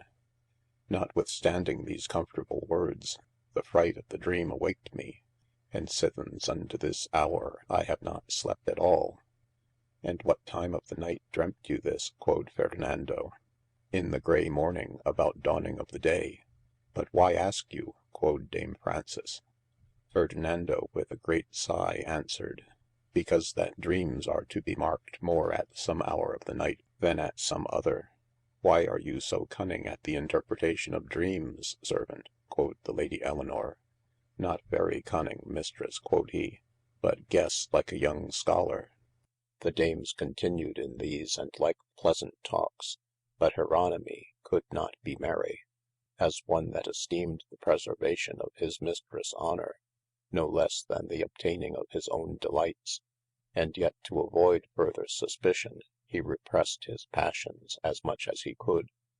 The Lady Elinor, more careless than considerative of her own case, pricking forwards, said softly to him, I had thought you had received small cause, servant, to be thus dumpish, when I would be merry. Alas, dear mistress, quod he, it is altogether for your sake that I am pensive. Dame Frances of courtesie withdrew herself and gave them leave, when as Ferdinando declared unto his mistress, that his sword was taken out of his chamber, and that he dreaded much by the words of the Lady Frances, that she had some understanding of the matter. Dame Elinor now calling to remembrance what had passed the same night, at the first was abashed, but immediately, for these women be readily witted, cheered her servant, and willed him to commit unto her the salving of that sore. Thus they passed the rest of the way in pleasant talk with Dame Frances, and so returned towards the castle where Jeronimi suffered the two dames to go together, and he alone unto his chamber to bewayle his own misgovernment. But Dame Elinor, whether it were according to old custome, or by wily policie, found meane that night that the sword was conveyed out of Mistresse Fraunces chamber, and brought unto hers, and after redelivery of it unto her servant, she warned him to be more wary from that time forthwards. Afterward, when he grew more bold and better acquainted with his Mistresse disposition, he adventured one Friday in the morning to go unto her chamber, and thereupon wrote as followeth, which he termed a Fridayes breakfast. That self same day, and of that day that houre, when she doth reigne, that mocked Vulcan the smith, and thought it meete to harbour in her bower some gallant jest for her to dally with, that blessed houre, that blist and happy day, I thought it meete with hasty steps to go unto the lodge wherein my Lady lay, to laugh for joy, or else to weepe for woe. And lo, my Lady of her wonted grace, first lent her lips to me as for a kisse, and after that her body to embrace, wherein Dame Nature wrought nothing amisse. What followed next, guesse you that know the trade, for in this sort my Fridayes feast I made. F.J. Many dayes passed these two lovers with great delight, their affaires being no lesse politically governed than happily atchieved. And surely it should seeme in sad earnest, that he did not only love her, but was furthermore so ravished in ecstasies with continual remembrance of his delights, that he made an idol of her in his inward conceit. So seemed it by this challenge to beauty, which he wrote in his praise, and upon her name. Beauty, shut up thy shop, and trusse up all thy trash. My Nell hath stolne thy finest stuffe, and left thee in the lash. Thy market now is marred, thy gaines are gone God wot. Thou hast no ware that may compare with this that I have got. As for thy painted paile and wrinkles circlet up, are deare enough for such as lust to drink of every cup. Thy body's bolstered out with bombast and with bags, thy rolls, thy ruffs, thy culls, thy coifes, thy jerkins, and thy jags, thy curling and thy cost, thy frisling and thy fair, to court with all those toys, and there set forth such ware, before their hungry eyes, that gaze on every jest, and choose the cheapest chaffer still to please their fancy best. But I, whose stedfast eyes could never cast a glance, with wandering look amid the presse to take my choice by chance, have won by due desert a piece that hath no peer, and left the rest as refuse all to serve the market there. There let him choose that list, there catch the best who can, a painted blazing bait may serve to choke a gazing man. But I have slipped thy flour, that freshest is of few, I have thy corne, go sell thy chaff, I list to seek no new. The windows of mine eyes are glazed with such delight, as each new face seemes full of faults that blazeth in my sight. And not without just cause, I can compare her so. Lo here my glove, I challenge him that can or dare say no. Let Theseus come with club, or Paris brag with brand, to prove how fair their Helen was, that scourged the Grecian land. Let mighty Mars himself come armed to the field, and vaunt Dame Venus to defend with helmet, spear, and shield. This hand that had good hap, my Helen to embrace, shall have like luck to foil her foes, and daunt them with disgrace, and cause them to confesse, by verdict and by oath, how far her lovely lookes do staine the beauties of them both. and that my Helen is more fair than Paris' wife, and doth deserve more famous praise than Venus for her life. Which if I not performe, my life then let me leese, or else be bound in chaines of change, to beg for beauties fees. F.J. By this challenge I guesse that either he was then in an ecstasie, or else sure I am now in a lunacie, for it is a proud challenge made to Beauty her selfe, and all her companions, and imagining that Beauty having a shop, where she uttered her wares of all sundry sorts, his Lady had stolen the finest away, leaving none behind her, but painting, bolstring, horsing, and such like, the which in his rage he judgeth good enough to serve the court, and thereupon grew a great quarrel. When these verses were by the negligence of his mistresse dispersed into sundry hands, and so at last to the reading of a courtier, well, Ferdinando had his desire, if his mistresse liked them, but as Bartello writeth, she grew in jealousy, that the same were not written by her, because her name was Elinor and not Helen. And about this point have been divers and sundry opinions among the Venetians. For this and divers other of his most notable poems have come to view of the world. And some have attributed this praise unto a Helen, who deserved not so well as this Dame Elinor should seeme to deserve, and yet never a barrel of good herring between them both, but that other Helen, because she was, saith Bartello, of so base conditions, as may deserve no manner commendation in any honest judgment. Therefore he thinketh that he would never bestow verse of so meane a subject. And yet some of his acquaintance, knowing also that he was sometimes acquainted with Helen, have stood in argument that it was written by Helen and not by Elinor. Well, mine author affirmeth that it was written by this Dame Elinor, and that unto her he thus alledged that he tooke it all for one name, or at least he never read of any Elinor such matter as might sound worthy like commendation for beauty. And indeed, considering all circumstances of histories, and comparing also the time that such reports do spread of his acquaintance with Helen, it cannot be written lesse than 6 or 7 years before he knew Helen. Marry, peradventure, if there were any acquaintance between him and that Helen afterwards, he might adapt it to her name, and so make it serve both their turns, as elder lovers have done before, and still do, and will do world without end.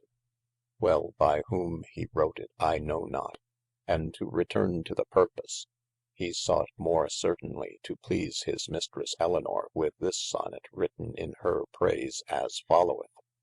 The stately dames of Rome their pearles did weare about their neckes to beautify their name, but she whom I do serve, her pearles doth beare close in her mouth, and smiling shew the same. No wonder then, though every word she speakes a jewel seeme in judgment of the wise, since that her sugared tongue the passage breakes between two rockes bedecked with pearles of price. Her haire of gold, her front of ivory, a bloody heart within so white a breast, her teeth of pearle, lips ruby, crystal eye. Needs must I honor her above the rest, since she is formed of none other mould, but ruby, crystal, ivory, pearle, and gold. Fernando Jeronimi.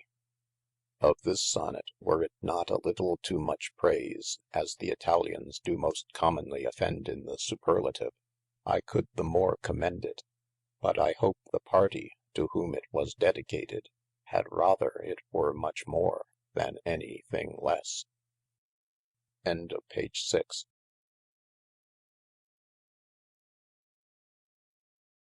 Page 7 of The Adventures of Master F.J. by George Gascoigne. Well, thus these two lovers passed many days in exceeding contentation, and more than speakable pleasures, in which time Fernando did compile very many verses according to sundry occasions proffered, and they were for the most part sauced with a taste of glory, as you know that in such cases a lover being charged with inexprimable joys, and therewith enjoined both by duty and discretion to keep the same covert, can by no means devise a greater consolation than to commit it into some ciphered words and figured speeches in verse, whereby he feeleth his heart hath, or more than half, eased of swelling. For as sighs are some present ease to the pensive mind, even so we find by experience, that such secret intercommonings of joys doth increase delight. I would not have you conster my words to this effect, that I think a man cannot sufficiently rejoice in the lucky lots of love, unless he impart the same to others. God forbid that ever I should enter into such an heresy, for I have always been of this opinion, that as to be fortunate in love is one of the most inward contentations to man's mind of all earthly joys. Even so if he do but once bewray the same to any living creature, immediately either dread of discovering doth bruise his breast with an intolerable burden, or else he leaseth the principal virtue which gave effect to his gladness, not unlike to apothecary's pot, which being filled with sweet ointments or perfumes, doth retain in itself some scent of the same, and being poured out doth return to the former state, hard, harsh, and of small savour. So the mind being fraught with delights, as long as it can keep them secretly enclosed, may continually feed upon the pleasant record thereof, as the well willing and ready horse biteth on the bridle. But having once disclosed them to any other, straightway we lose the hidden treasure of the same, and are oppressed with sundry doubtful opinions and dreadful conceits. And yet for a man to record unto himself in the inward contemplation of his mind, the often remembrance of his late received joys, doth as it were ease the heart of burden, and add unto the mind a fresh supply of delight. Yea, and in verse principally, as I conceive, a man may best contrive his way of comfort in himself. Therefore, as I have said, Fernando, swimming now in delights, did nothing but write such verse as might accumulate his joys to the extremity of pleasure, the which for that purpose he kept from sight of the world, as one more desirous to seem obscure and defective than overmuch to glory in his adventures, especially for that in the end his hap was as heavy as hitherto he had been fortunate. Footnote: Q1 contains this. Amongst other I remembered one happened upon this occasion, the husband of the Lady Elinor, being all the while absent from her, gan now return, and kept cut at home, with whom F.J. found means so to insinuate himself, that familiarity took deep root between them, and seldom but by stealth you could find the one out of the other's company. On a time, the knight riding on hunting desired F.J. to accompany him, the which he could not refuse to do, but like a lusty younker, ready at all assays, apparelled himself in green, and about his neck a bugle, pricking and galloping amongst the foremost, according to the manner of that country. And it chanced that the married knight, thus galloping, lost his horn, which some divines might have interpreted to be but molting, and that by God's grace he might have a new come up again shortly instead of that. Well, he came to F.J. requiring him to lend him his bugle, for, said the knight, I heard you not blow this day, and I would fain encourage the hounds if I had a horn. Quod F.J. Although I have not been over lavish of my coming hitherto, I would you should not doubt but that I can tell how to use a horn well enough, and yet I may little do if I may not lend you a horn. And therewithal took his bugle from his neck, and lent it to the knight, who making it unto the hounds, gan assay to recheat, but the horn was too hard for him to wind, whereat F.J. took pleasure, and said to himself, blow till thou break that. I made thee one within these few days, that thou wilt never crack whiles thou livest. And hereupon, before the fall of the buck, devised this sonnet following. which at his homecoming he presented unto his mistress. G.T. As some men say, there is a kind of seed will grow to horns if it be sowed thick, wherewith I thought to try if I could breed a brood of buds well sharped on the prick, and by good proof of learned skill I found, as on some special soil all seeds best frame, so jealous brains do breed the battle ground, that best of all might serve to bear the same. Then sought I forth to find such supple soil, and called to mind thy husband had a brain, so that per case by travail and by toil, his fruitful front might turn my seed to gain, and as I groped in that ground to sow it, start up a horn, thy husband could not blow it. F.J.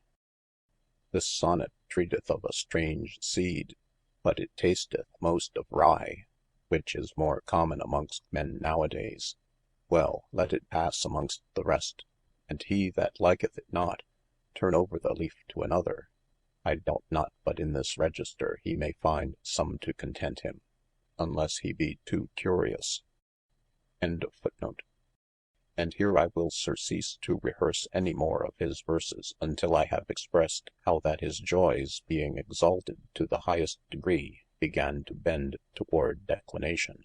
For now the unhappy secretary, whom I have before remembred, was returned from Florence, on whom Fernando had no sooner cast his eyes, but immediately he fell into a great passion of mind, which might be compared unto a fever. This fruit grew of the good instructions that his hope had planted in his mind, whereby I might take just occasion to forewarn every lover, how they suffer this venomous serpent jealousy to creep into their conceits.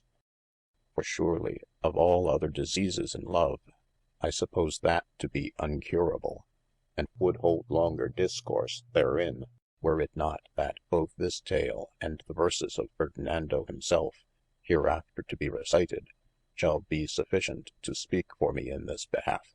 The lover, as I say, upon the sudden was driven into such a malady, as no meat might nourish his body, no delights please his mind, no remembrance of joys forepast content him, nor any hope of the like to come might recomfort him. Hereat, some unto whom I have imparted this tale, have taken occasion to discommend his fainting heart, yet surely the cause inwardly and deeply considered, I cannot so lightly condemn him, for an old saying is, that every man can give counsel better than follow it, and needs must the conflicts of his thoughts be strange, between the remembrance of his forepast pleasure, and the present sight of this monster, whom before, for lack of like instruction, he had not so thoroughly marked and beheld. Well, such was the grief unto him, that he became sickly and kept his chamber. The ladies having received the news thereof, gan all at once lament his misfortune, and of common consent agreed to visit him. They marched thither in good equipage, I warrant you, and found Fernando lying upon his bed languishing, whom they all saluted generally, and sought to recomfort, but especially his mistress, having in her hand a branch of willow, wherewith she defended her from the hot air, gan thus say unto him, Servant, quod she, for that I suppose your malady to proceed of none other cause but only slothfulness, I have brought this pretty rod to beat you a little, nothing doubting but when you feel the smart of a twig or twain, you will, like a tractable young scholar, pluck up your quickened spirits and cast this drowsiness apart. Fernando with a great sigh answered, Alas, good mistress, quod he, if any like chastisement might quicken me, how much more might the presence of all you lovely dames recomfort my dulled mind, whom to behold were sufficient to revive an eye now dazzled with the dread of death, and that not only for the heavenly aspects which you represent, but also much the more for your exceeding courtesy, in that you have deigned to visit me, so unworthy a servant. But good mistress, quod he, as it were shame for me to confess that ever my heart could yield for fear, so I assure you that my mind cannot be content to induce infirmity by sluggish conceit. but in truth, mistress, I am sick, quod he, and therewithal the trembling of his heart had sent up such throbbing into his throat, as that his voice, now deprived of breath, commanded the tongue to be still, when Dame Elinor for compassion distilled into tears, and drew towards the window, leaving the other gentlewomen about his bed, who being no less sorry for his griefe, yet for that they were none of them so touched in their secret thoughts, they had bolder spirits and freer speech to recomfort him. Amongst the rest, the Lady Frances, who indeed loved him deeply, and could best conjecture the cause of his conceits, said unto him, Good trust, quod she, if any help of physique may cure your malady, I would not have you hurt yourself with these doubts which you seem to retain. If choice of diet may help, behold us here, your cookes, ready to minister all things needful. If company may drive away your annoy, we mean not to leave you solitary. If griefe of mind be cause of your infirmity, we all here will offer our devoir to turn it into joy. If mishap have given you cause to fear or dread any thing, remember hope, which never faileth to recomfort an afflicted mind. And good trust, quod she, distraining his hand right heartily, let this simple proof of our poor good wills be so accepted of you, as that it may work thereby the effect of our desires. Ferdinando, as one in a trance, had marked very little of her courteous talk, and yet gave her thanks, and so held his peace, whereat the ladies being all amazed, there became a silence in the chamber on all sides. Dame Elinor fearing thereby that she might the more easily be espied, and having now dried up her tears, returned to her servant, recomforting him by all possible means of common courtesie, promising that since in her sickness he had not only stanched her bleeding, but also by his gentle company and sundry devices of honest pastime, had driven away the pensiveness of her mind, she thought herself bound with like willingness to do her best in any thing that might restore his health, and taking him by the hand, said further, Good servant, if thou bear indeed any true affection to thy poor mistress, start upon thy feet again, and let her enjoy thine accustomed service to her comfort. For sure, quod she, I will never leave to visit this chamber once in a day, until I may have thee down with me. Ferdinando hearing the hearty words of his mistress, and perceiving the earnest manner of her pronunciation, began to receive unspeakable comfort in the same, and said, Mistress, your exceeding courtesie were able to revive a man half dead, and to me it is both great comfort, and it doth also gald my remembrance with a continual smart of mine own unworthiness. But as I would desire no longer life, than till I might be able to deserve some part of your bounty, so I will endeavour myself to live, were it but only unto that end, that I might merit some part of your favour with acceptable service, and requite some deal of the courtesie of all these other fair ladies, who have so far, above my deserts, deigned to do me good. Thus said, the ladies tarried not long before they were called to evensong, when his mistress taking his hand, kissed it, saying, Farewell, good servant, and I pray thee suffer not the malice of thy sickness to overcome the gentleness of thy good heart.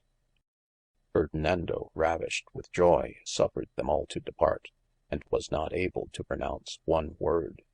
After their departure, he gan cast in his mind the exceeding courtesie used towards him by them all, but above all other the bounty of his mistress, and therewithal took a sound and firm opinion that it was not possible for her to counterfeit so deeply, as indeed I believe that she then did not, whereby he suddenly felt his heart greatly eased, and began in himself thus to reason, Was ever man of so wretched a heart?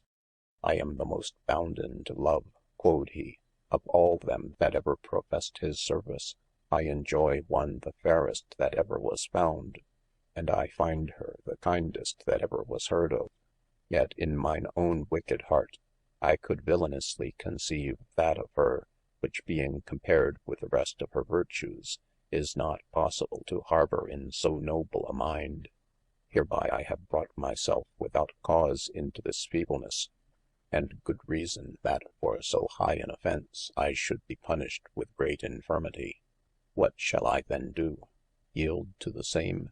No, but according to my late protestation, I will recomfort this languishing mind of mine, to the end I may live but only to do penance for this so notable a crime so rashly committed. And thus saying, he started from his bed, and gan to walk towards the window. But the venomous serpent which, as before I rehearsed, had stung him, could not be content that these medicines applied by the mouth of his gentle mistress should so soon restore him to garrison.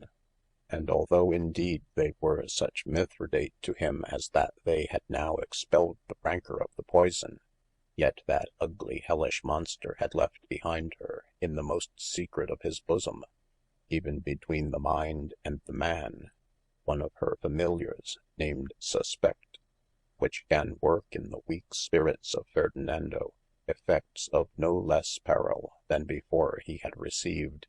His head swelling with these troublesome toys, and his heart swimming in the tempests of tossing fantasy, he felt his legs so feeble, that he was constrained to lie down on his bed again, and repeating in his own remembrance every word that his mistress had spoken unto him, he gan to dread that she had brought the willow branch to beat him with, in token that he was of her forsaken.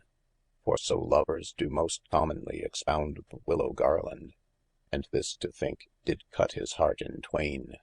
A wonderful change! And here a little to stay you, I will describe as I find it in Bartello the beginning, the fall, the return, and the being of this hellish bird, who indeed may well be counted a very limb of the devil. Many years since, one of the most dreadful dastards in the world, and one of them that first devised to wear his beard at length, lest the barber might do him a good turn sooner than he looked for it, and yet not so soon as he deserved, had builded for his security a pile on the highest and most inaccessible mount of all his territories, the which being fortified with strong walls, and environed with deep ditches, had no place of entry, but one only door so strait and narrow, as might by any possibility receive the body of one living man, from which he ascended up a ladder, and so creeping through a marvellous strait hole, attained to his lodging, the which was so dark and obscure, as scarcely either sun or air could enter into it. Thus he devised to lodge in safety, and for the most surety gan trust none other letting down this ladder, but only his wife, and at the foot thereof kept always by daylight a fierce mastiff close enkennelled, which never saw nor heard the face or voice of any other creature, but only of them two. Him by night he trusted with the scout of this pretty passage, having nevertheless between him and this dog a double door with treble locks, quadruple bars, and before all a portcullis of iron. Neither yet could he be so hardy as to sleep until he had caused a guard of servants, whom he kept abroad for that purpose, to search all the corners adjoining to all his fortress, and then between fearful sweat and shivering cold, with one eye opened and the other closed, he stole sometimes a broken sleep, divided with many terrible dreams. In this sort the wretch lived all too long, until at last his wife, being not able any longer to support this hellish life, grew so hardy, as with his own knife to dispatch his carcass out of this earthly purgatory. The which being done, his soul, and good reason, was quickly conveyed by Charon unto hell. There Radamanthus, judge of that bench, commanded him quickly to be thrust into a boiling pool, and being therein plunged very often, he never shrieked or cried, I scald, as his other companions there cried, but seemed so lightly to esteem it, that the judge thought meet to condemn him unto the most terrible place, where are such torments as neither pen can write, tongue express, or thought conceive. But the miser, even there, seemed to smile, and to make small account of his punishment. Radamanthus, hereof informed, sent for him, and demanded the cause why he made so light of his durance. He answered, that whiles he lived on earth, he was so continually afflicted and oppressed with suspicion, as that now, only to think that he was out of those meditations, was sufficient armour to defend him from all other torments. Radamanthus, astonied hereat, gan call together the senators of that kingdom, and propounded this question, how and by what punishment they might devise to touch him according to his deserts. And hereupon fell great disputation, at last being considered, that he had already him plunged in the most unspeakable torments, and thereat little or nothing had changed countenance, therewithal that no soul was sent unto them to be relieved of his smart, but rather to be punished for his former delights. It was concluded by the general council, that he should be eftsoons sent into the world, and restored to the same body wherein he first had his residence, so to remain for perpetuity, and never to depart nor to perish. Thus the body and soul being once again united, and now eftsoons with the same pestilence infected, he became of a suspicious man, suspicion it selfe. And now the wretch, remembring the treason of his wife, who had so willingly dispatched him once before, gan utterly abhorre her, and fled her company, searching in all countries some place of better assurance. And when he had in vaine trod over the most part of the earth, he embarked himself to find some unknown island, wherein he might frame some new habitation. And finding none so commodious as he desired, he fortuned, sailing alone by the shore, to espie a rock, more than 600 cubits high, which hung so suspiciously over the seas, as though it would threaten to fall at every little blast. This did suspicion imagine to be a fit foundation whereon he might build his second bower. He forsook his boat, and travelled by land to espie what entry or access might be made unto the same, and found from land no manner of entry or access, unless it were that some courteous bird of the air would be ambassador, or convey some engines, as whilome the eagle did carry Ganymede into heaven. He then returned to seas, and approaching near to this rock, found a small stream of fresh water issuing out of the same into the seas, the which, although it were so little and so streight, as might uneaths receive a boat of bignesse to carry one living creature at once, yet in his conceit he thought it more large and spacious than that broad way called by our forefathers Via Appia, or than that other named Flaminia. He abandoned his barke, and putting off his clothes, adventured, for he was now assured not to drowne, to wade and swim against the stream of this unknown brooke, the which, a wondrous thing to tell, and scarcely to be believed, came down from the very top and height of this rock, and by the way he found 6 straits and dangerous places, where the water seemed to stay his course, passing under 6 streight and low bridges, and hard by every one of those places a pile raised up in manner of a bulwark, the which were hollow, in such sorts as lodgings and other places necessary might in them commodiously be devised by such one as could endure the hellishness of the place. Passing by these, he attained with much paine unto the top of the rock, the which he found hollowed as the rest, and far more fit for his security, than otherwise apt for any commodity.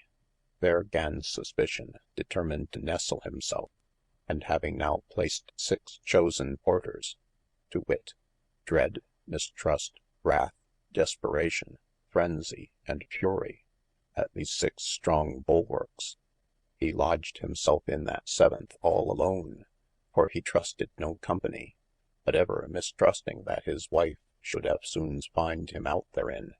He shrieketh continually, like to a shriek-owl, to keep the watch waking, never content to sleep by day nor by night, but to be sure that he should not oversleep himself. gan stuffe his couch with porpentines quills, to the end that when heavy sleepe overcame him, and he thereby should be constrained to charge his palate with more heavy burden, those plumes might then prick through and so awake him. His garments were steele upon iron, and that iron upon iron, and iron again, and the more he was armed, the less he trusted to be out of danger. He chopped and changed continually, now this, now that, now keys, now locks, ditches, new scoured, and walls newly fortified. And thus always uncontented liveth this wretched hellhound Suspicion, in this hellish dungeon of habitation, from whence he never removeth his foot, but only in the dead and silent nights, when he may be assured that all creatures but himself are whelmed in sound sleep, and then with stealing steps he stalketh about the earth, infecting, tormenting, and vexing all kinds of people with some part of his afflictions, but especially such as either do sit in chaire of greatest dignity and estimation, or else such as have atchieved some deare and rare emprise. Those above all others he continually galleth with fresh wounds of dread, lest they might lose and forego the roomes whereunto with such long travaile and good haps they had attained. And by this means percase he had crept into the bosome of Fernando, who, as is before declared, did erst swim in the deepest seas of earthly delights. Now then I must think it high time to return unto him, who, being now through feeblenesse eftsoons cast down upon his bed, gan cast in his inward meditations all things past, and as one thoroughly puffed up, and filled with one peevish conceit, could think upon nothing else, and yet accusing his own guilty conscience to be infected with jealousy, did compile this as followeth. What state to man so sweet and pleasant weare, as to be tied in linkes of worthy love? What life so blist and happy might appeare, as for to serve Cupid, that God above? If that our mindes were not sometimes infect with dread, with feare, with care, with cold suspect, with deep despaire, with furious phrenesy, handmaides to her whom we call jealousy. For every other sop of sour chance, which lovers taste amid their sweet delight, increaseth joy, and doth their love advance. In pleasures place, to have more perfect plight, the thirsty mouth thinks water hath good taste, the hungry jawes are pleased with each repast. Who hath not proved what dearth by warres doth grow, cannot of peace the pleasant plenties know. And though with eye we see not every joy, yet may the mind full well support the same. An absent life long led in great annoy, when presence comes, doth turn from griefe to game. To serve without reward is thought great paine, but if despair do not therewith remaine, it may be borne for right rewards at last. Follow true service, though they come not fast. Disdaines, repulses, finally each ill, each smart, each paine of love, each bitter taste, to think on them gan frame the lovers will, to like each joy the more that comes at last. But this infernal plague, if once it touch, or venom once the lovers mind with grutch, all festes and joyes that afterwards befall, the lover counts them light or not at all. This is that sore, this is that poysoned wound, the which to heale, nor salve, nor ointment serve, nor charme of words, nor image can be found, nor observance of starres can it preserve, nor all the art of magic can prevaile, which Zoroastes found for our availe. Or cruel plague, above all sorrows smart, with desperate death thou slay'st the lovers heart. And me even now thy gall hath so infect, as all the joyes which ever lover found, and all good haps that ever Troilus sect achieved, yet above the luckless ground, can never sweeten once my mouth with mel, nor bring my thoughts again in rest to dwell. Of thy mad moods, and of naught else I think, in such like seas fair Bradamant did sink. Fernando Jeronimi. Thus Fernando continued on his bed, until his bountiful mistress, with the company of the other courteous dames, returned after supper to his chamber. At their first entry, "Why, how now, servant," quod Dame Elinor, "we hoped to have found you on foot." "Mistress," quod he, "I have assayed my feet since your departure, but I find them yet unable to support my heavy body, and therefore am constrained, as you see, to acquaint myself with these pillows." "Servant," said she, "I am right sorry thereof, but since it is of necessity to bear sickness, I will employ my endeavour to allay some part of your pains, and to refresh your weary limbs with some comfortable matter." And therewithal, calling her handmaid, delivered unto her a bunch of pretty little keys, and whispering in her ear, dispatched her towards her chamber. The maid tarried not long, but returned with a little casket, the which her mistress took, opened, and drew out of the same much fine linen, amongst the which she took a pillow bare, very fine and sweet, which although it were of it self as sweet as might be, being of long time kept in that odoriferous chest, yet did she with damask water, and that of the best that might be, I warrant you, all to sprinkle it with her own hands, which in my conceit might much amend the matter. Then calling for a fresh pillow, sent her maid to aire the same, and at her return put on this thus perfumed pillow bare. In mean time also she with her own hands attired her servant's head in a fair wrought kerchief, taken out of the same casket, then laid him down upon this fresh and pleasant place, and prettily, as it were in sport, bedewed his temples with sweet water, which she had ready in a casting bottle of gold, kissing his cheek and saying, "Good servant, be whole, for I might not long endure thus to attend thee, and yet the love that I bear towards thee cannot be content to see thee languish." "Mistress," said Fernando, and that with a trembling voice, "assure yourself, that if there remain in me any spark of life or possibility of recovery, then may this excellent bounty of yours be sufficient to revive me without any further travail or pain unto your person. For whom I am highly to blame, in that I do not spare to put you unto this trouble, and better it were that such a wretch as I had died unknown, than that by your exceeding courtesie you should fall into any malady, either by resorting unto me, or by these your pains taken about me." "Servant," quod she, "all pleasures seeme painfull to them that take no delight therein, and likewise all toyle seemeth pleasant to such as set their felicity in the same. But for me, be you sure, I do it with so good a will, that I can take no hurt thereby, unless I shall perceive that it be rejected or neglected, as unprofitable or uncomfortable unto you. To me, mistress," quod Fernando, "it is such pleasure, as neither my feeble tongue can expresse, nor my troubled mind conceive." "Why, are you troubled in mind then, servant?" quod Dame Elinor.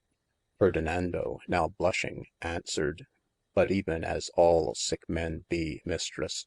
Herewith they stayed their talk a while, and the first that brake silence was the Lady Fraunces, who said, "And to drive away the troubles of your mind, good Trust, I would be glad if we could devise some pastime amongst us to keep you company. For I remember, that with such devices you did greatly recomfort this fair Lady when she languished in like sort." "She languished indeed, gentle Hope," quod he, "but God forbid that she had languished in like sort. Everybody thinketh their own grief greatest, quod Dame Elinor. But indeed, whether my grief were the more or the less, I am right sorry that yours is such as it is. And to assay whether our passions proceeded of like cause or not, I would we could, according to this lady's saying, devise some like pastime to try if your malady would be cured with like medicines. A gentlewoman of the company, whom I have not hitherto named, gan thus propound. We have accustomed, quod she, heretofore in most of our games to choose a king or queen, and he or she, during their government, have charged every of us, either with commandments or questions, as best seemed to their majesty. Wherein, to speak mine opinion, we have given over large a scope, neither seemeth it reasonable, that one should have the power to discover the thoughts, or at least to bridle the affects of all the rest. And though indeed in questioning, which doth of the twain more nearly touch the mind, every one is at free liberty to answer what they list, yet oft have I heard a question demanded in such sort, and upon such sudden, that it hath been hardly answered without moving matter of contention. And in commands also, sometimes it happeneth, one to be commanded unto such service, as either they are unfit to accomplish, and then the parties weakness is thereby detected, or else to do something that they would not, whereof ensueth more grouch than game.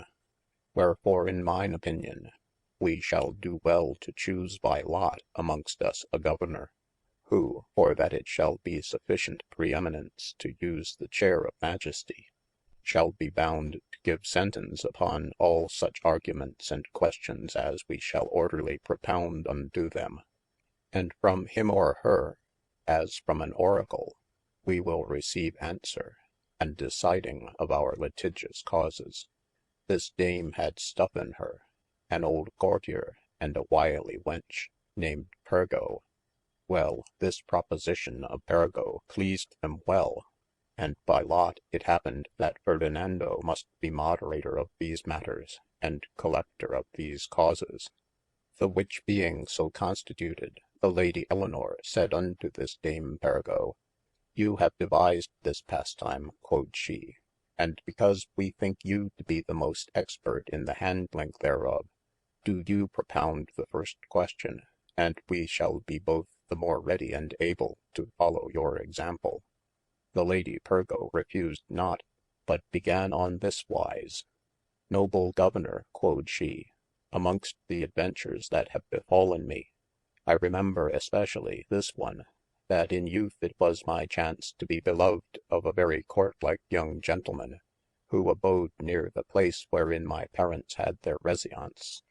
This gentleman, whether it were for beauty, or for any other respect that he saw in me, I know not, but he was enamored of me, and that with an exceeding vehement passion, and of such force were his effects, that notwithstanding many repulses which he had received at my hands, he seemed daily to grow in the renewing of his desires.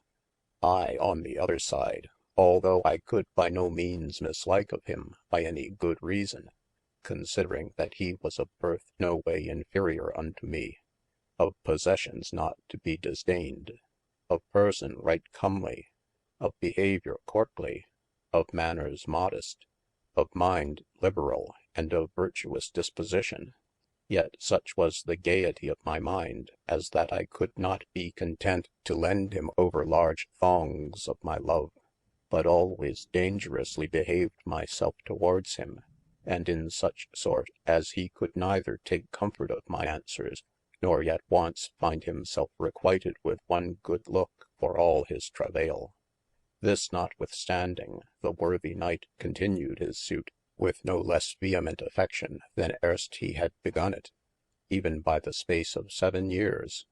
At the last, whether discomfited by my dealings, or tried by long travaile, or that he had percase lit upon the lake that is in the forest of Ardennes, and so in haste and all thirsty had drunk some drops of disdaine, whereby his hot flames were quenched, or that he had undertaken to serve no longer but his just term of apprenticehood, or that the teeth of time had gnawen and tired his dulled spirits in such sort as that all benumbed he was constrained to use some other artificial balm for the quickening of his senses, or by what cause moved I know not, he did not only leave his long continued suit, but as I have since perceived, grew to hate me more deadly than before I had disdained him.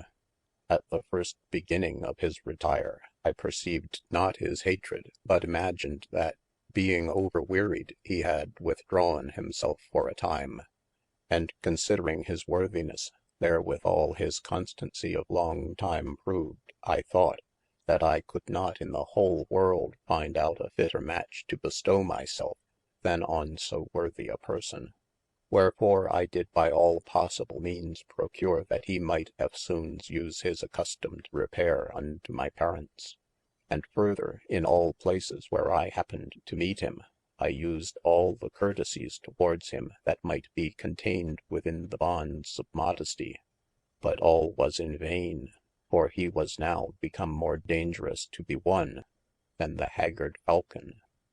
Our lots being thus unluckily changed, I grew to burn in desire, and the more dangerous that he shewed himselfe unto me, the more earnest I was by all meanes to procure his consent of love. At the last I might perceive that not only he disdained me, but as me thought, boyled in hatred against me. And the time that I thus continued tormented with these thoughts was also just the space of 7 years.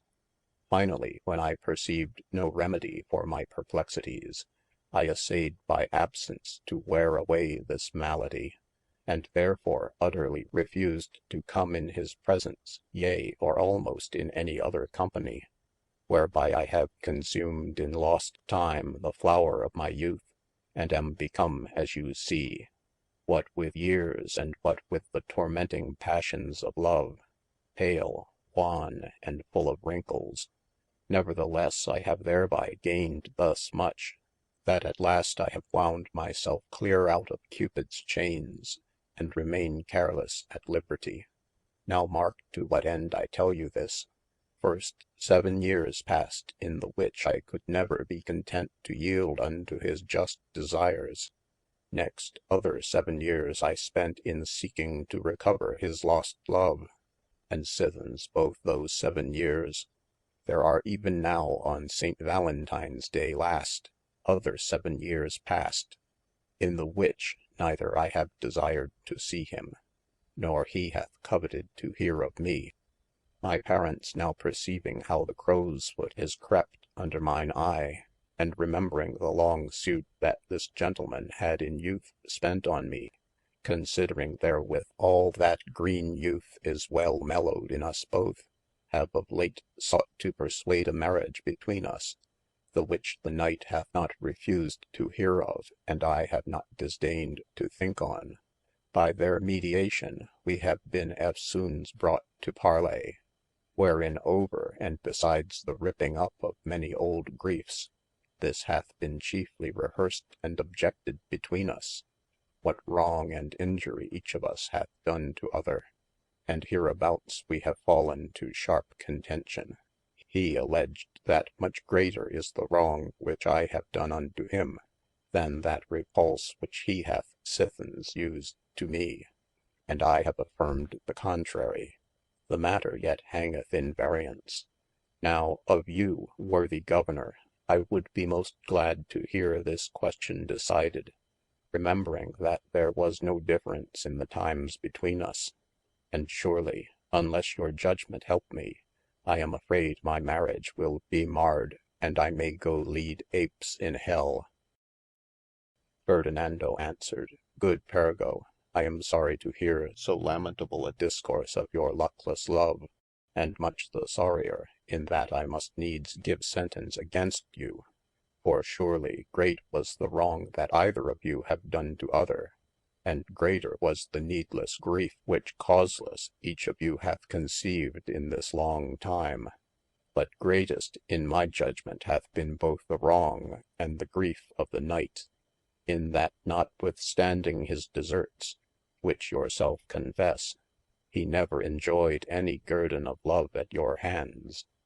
And you, as you allege, did enjoy his love of long time together, so that by the reckoning it will fall out, although being blinded in your own conceit you see it not, that of the 21 years you enjoyed his love 7 at the least, but that ever he enjoyed yours we cannot perceive. And much greater is the wrong that rewardeth evil for good, than that which requireth tip for tap. Further, it seemeth that whereas you went about in time to try him, you did altogether lose time which can never be recovered, and not only lost your own time, whereof you would seem now to lament, but also compelled him to lose his time, which he might, be it spoken without offence to you, have bestowed in some other worthy place. And therefore, as that grief is much greater which hath no kind of comfort to allay it, so much more is that wrong which altogether without cause is offered. And I, said Pergo, must needs think, that much easier is it for them to endure grief which never tasted of joy, and much less is that wrong which is so willingly proffered to be by recompense restored. For if this knight will confesse that he never had cause to rejoice in all the time of his service, then with better contentation might he abide grief than I, who having tasted of the delight which I did secretly conceive of his deserts, do think each grief a present death, by the remembrance of those forepast thoughts. And less wrong seemeth it to be destitute of the thing which were never obtained, than to be deprived of a jewel whereof we have been already possessed. So that under your correction I might conclude, that greater hath been my grief and injury sustained than that of the knight. To whom Jeronimi replied, as touching delight, it may not be denied but that every lover doth take delight in the inward contemplation of his mind, to think of the worthiness of his beloved. And therefore you may not allege that the knight had never cause to rejoice, unless you will altogether condemn yourself of worthiness. Marry, if you will say that he tasted not the delights that lovers seek, then mark, who was the cause but yourself? And if you would accuse him of like ingratitude, for that he disdained you in the later 7 years, when as he might by accepting your love have recompensed himself of all former wrongs, you must remember therewithal, that the cruelty by you showed towards him was such that he could by no means perceive that your change proceeded of good will, but rather eftsoons to hold him enchained in unknown links of subtle dealings, and therefore not without cause he doubted you, and yet without cause you rejected him. He had often sought occasion, but by your refusals he could never find him.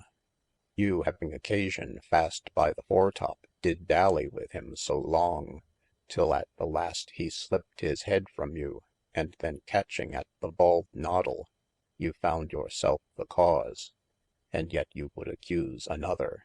To conclude, greater is the grief that is sustained without desert, and much more is the wrong that is offered without cause. Thus Fernando Jeronimi decided the question propounded by Pergo, and expected that some other dame should propound another.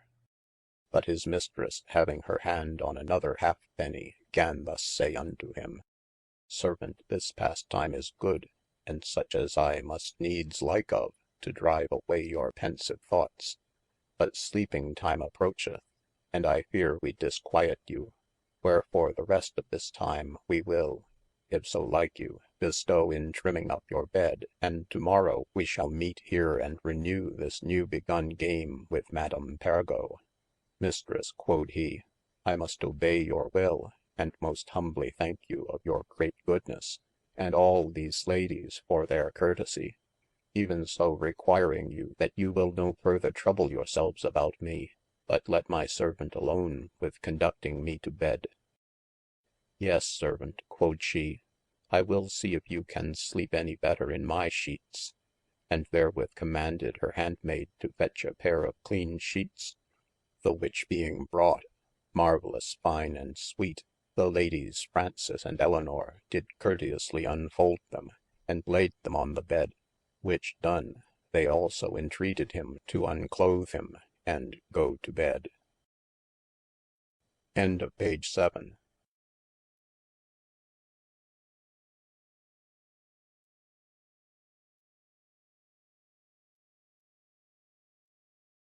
Page 8 of The Adventures of Master F.J. by George Gascoigne.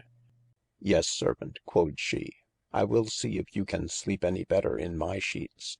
And therewith commanded her handmaid to fetch a pair of clean sheets, the which being brought, marvellous fine and sweet, the ladies Frances and Elinor did courteously unfold them, and laid them on the bed, which done, they also entreated him to unclothe him and go to bed. Being laid, his mistress dressed and couched the clothes about him, sithens moistened his temples with rose water, gave him handkerchiefs and other fresh linen about him, and doing whereof she whispered in his ear, saying, Servant, this night I will be with thee, and after with the rest of the dames gave him good night and departed, leaving him in a trance between hope and despair, trust and mistrust. Thus he lay ravished, commanding his servant to go to bed, and feigning that himself would assay if he could sleep. About 10 or 11 of the clock came his mistress in her nightgown, who knowing all privy ways in that house very perfectly, had conveyed herself into his chamber, unseen and unperceived, and being now come unto his bedside, kneeled down, and laying her arm over him, said these or like words: My good servant, if thou knewest what perplexities I suffer in beholding of thine infirmities, it might then suffice, either utterly to drive away the malady, or much more to augment thy griefs. For I know thou lovest me, and I think also that thou hast had sufficient proof of mine unfeigned good will, in remembrance whereof I fall into sundry passions. First I count the happy lots of our first acquaintance, and therein I call to mind the equality of our affections. For I think that there were never two lovers conjoined with freer consent on both parties. And if my over hasty delivery of yielding words be not wrested hereafter to my condemnation, I can then assure myself to escape for ever without desert of any reproof. Herewithal I cannot forget the sundry adventures happened since we became one heart divided in two bodies, all which have been both happily achieved, and delectably enjoyed. What resteth then to consider but this thy present state, the first corrosive that I have felt, and the last cordial that I look for, the end of my joys, and the beginning of my torments. And here her salt tears gan bathe the dying lips of her servant, who hearing these words, and well considering her demeanour, began now to accuse himself of such and so heinous treason, as that his guilty heart was constrained to yield unto a just scourge for the same. He swooned under her arm, the which when she perceived, it were hard to tell what fears did most affright her. And it were hard now to rehearse how he was revived, since there were none present but he dying, who could not declare, and she living, who would not disclose so much as I mean to bewray. For mine author deemeth it Fernando returning to life, the first which he felt was that his good mistress lay pressing his breast with the whole weight of her body, and biting his lips with her friendly teeth, and peradventure she refrained, either of courtesy towards him, or for womanish fear to hurt her tender hand, to strike him on the cheekes in such sort as they do that strive to call again a dying creature, and therefore thought this the aptest meane to reduce him unto remembrance.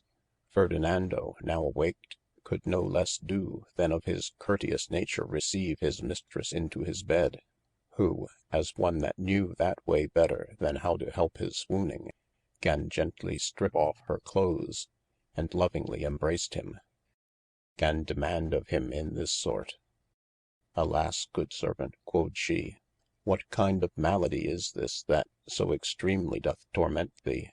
Jeronimi with fainting speech answered, Mistresse, as for my malady, it hath been easily cured by your bountifull medicines applied, but I must confesse, that in receiving that garrison at your hands, I have been constrained to fall into an ecstasie, through the galling remembrance of mine owne unworthinesse.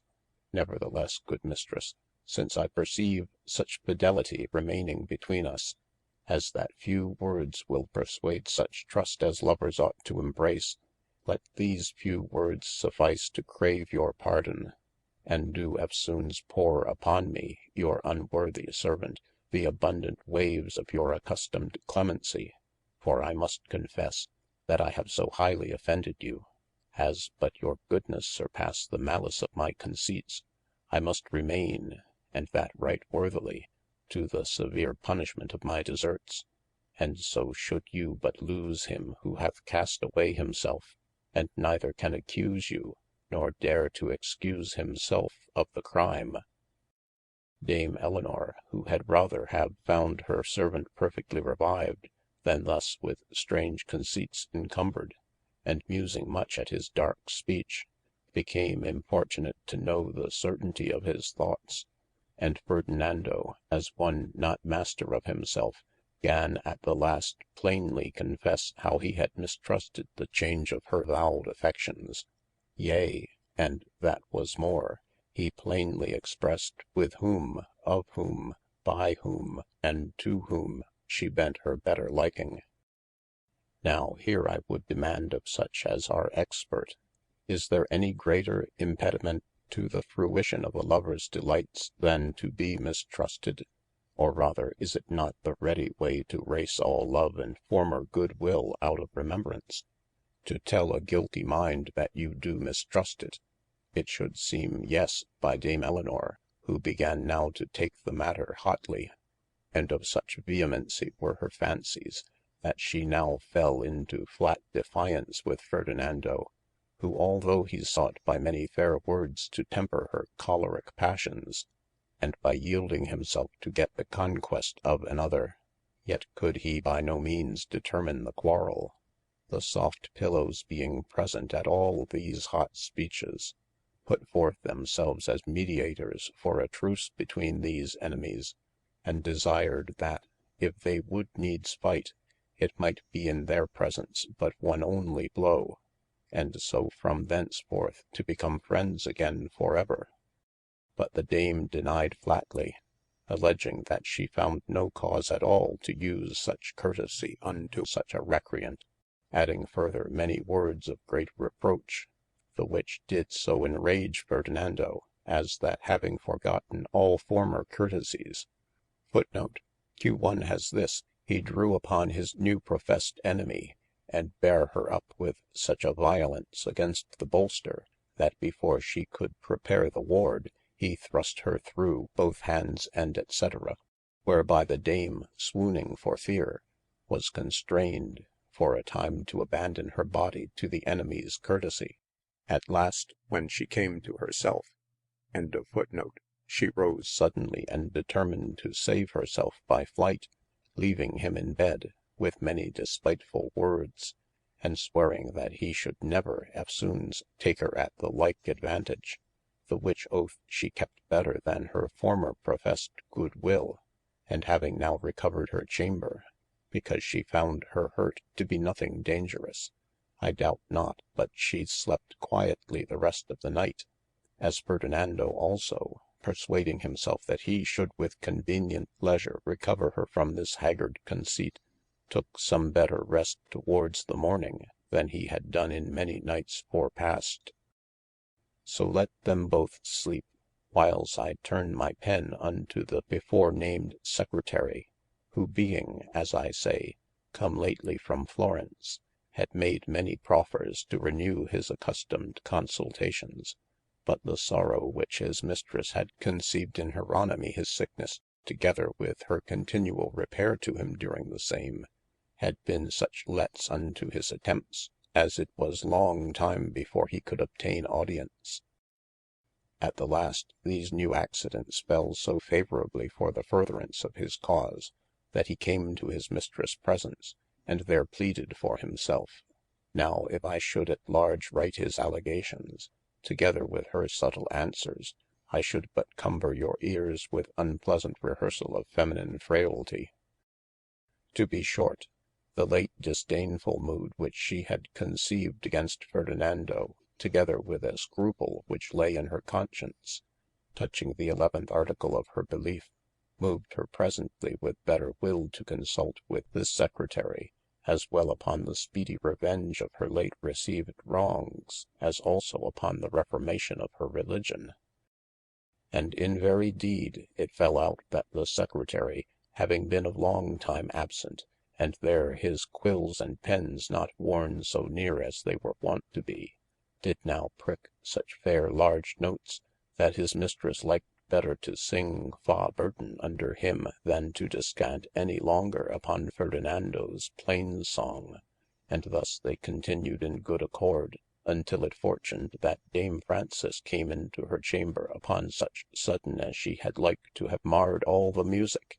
Well, they conveyed their cliffs as closely as they could, but yet not altogether without some suspicion given to the said Dame Frances, who although she could have been content to take any pain in Jeronimi's behalf, yet otherwise she could never have bestowed the watching about so worthless a prize. After womanly salutations, they fell into sudden discourses, the secretary still abiding in the chamber with them.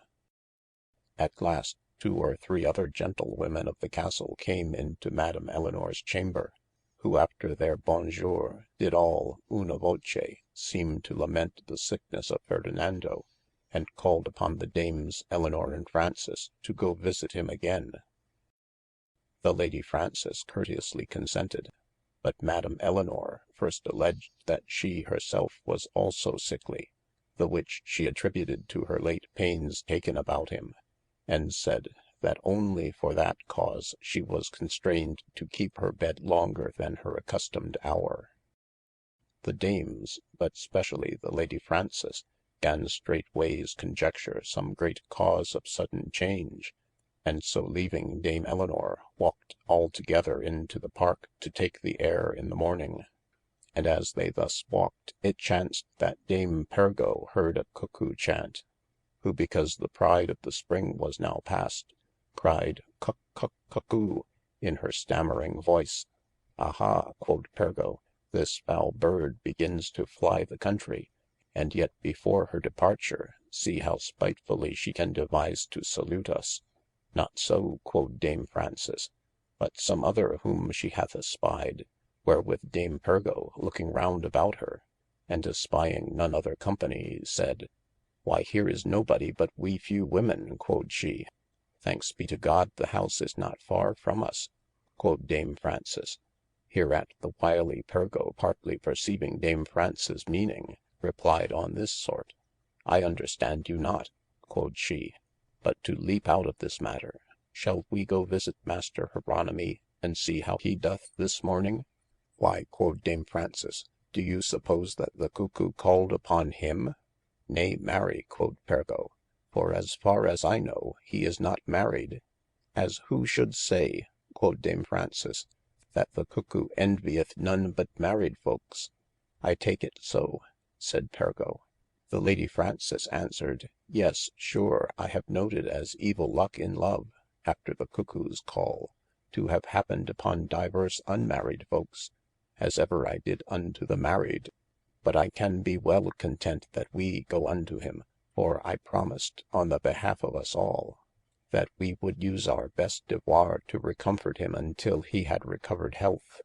And I do much marvel that the Lady Elinor is now become so unwilling to take any travail in his behalf, especially remembering that but yesternight she was so diligent to bring him to bed. But I perceive that all earthly things are subject unto change. Even so they be, quod Pergo. For you may behold the trees which but even this other day were clad in gladsome green, and now their leaves begin to fade and change colour. Thus they passed, talking and walking, until they returned unto the castle, whereas they went straight unto Ferdinando's chamber, and found him in bed. Why, how now, Trust, quod Dame Frances, will it be no better? Yes, shortly, I hope, quod he. The ladies all saluted him, and he gave them the gramercy. At the last Pergo popped this question unto him: And how have you slept in your mistress' sheets, Master Jeronimi, quod she. Reasonably well, quod he, but I pray you, where is my mistress this morning? Marry, said Pergo, we left her in bed, scarce well at ease. I am the more sorry, quod he. Why, Trust, said Mistress Frances, be of good comfort, and assure yourself that here are others who would be as glad of your well-doing as your mistress in any respect. I ought not to doubt thereof, quod Ferdinando, having the proof that I have had of your great courtesies, but I thought it my duty to ask for my mistress being absent. Thus they passed some time with him until they were called away unto prayers, and that being finished, they went to dinner, where they met Dame Elinor attired in a night-kerchief after the solemnest fashion I should have said, who looked very drowsily upon the folks, unless it were her secretary, unto whom she deigned sometime to lend a friendly glance. The lord of the castle demanded of her how Master Jeronimi did this morning. She answered that she knew not, for she had not seen him that day.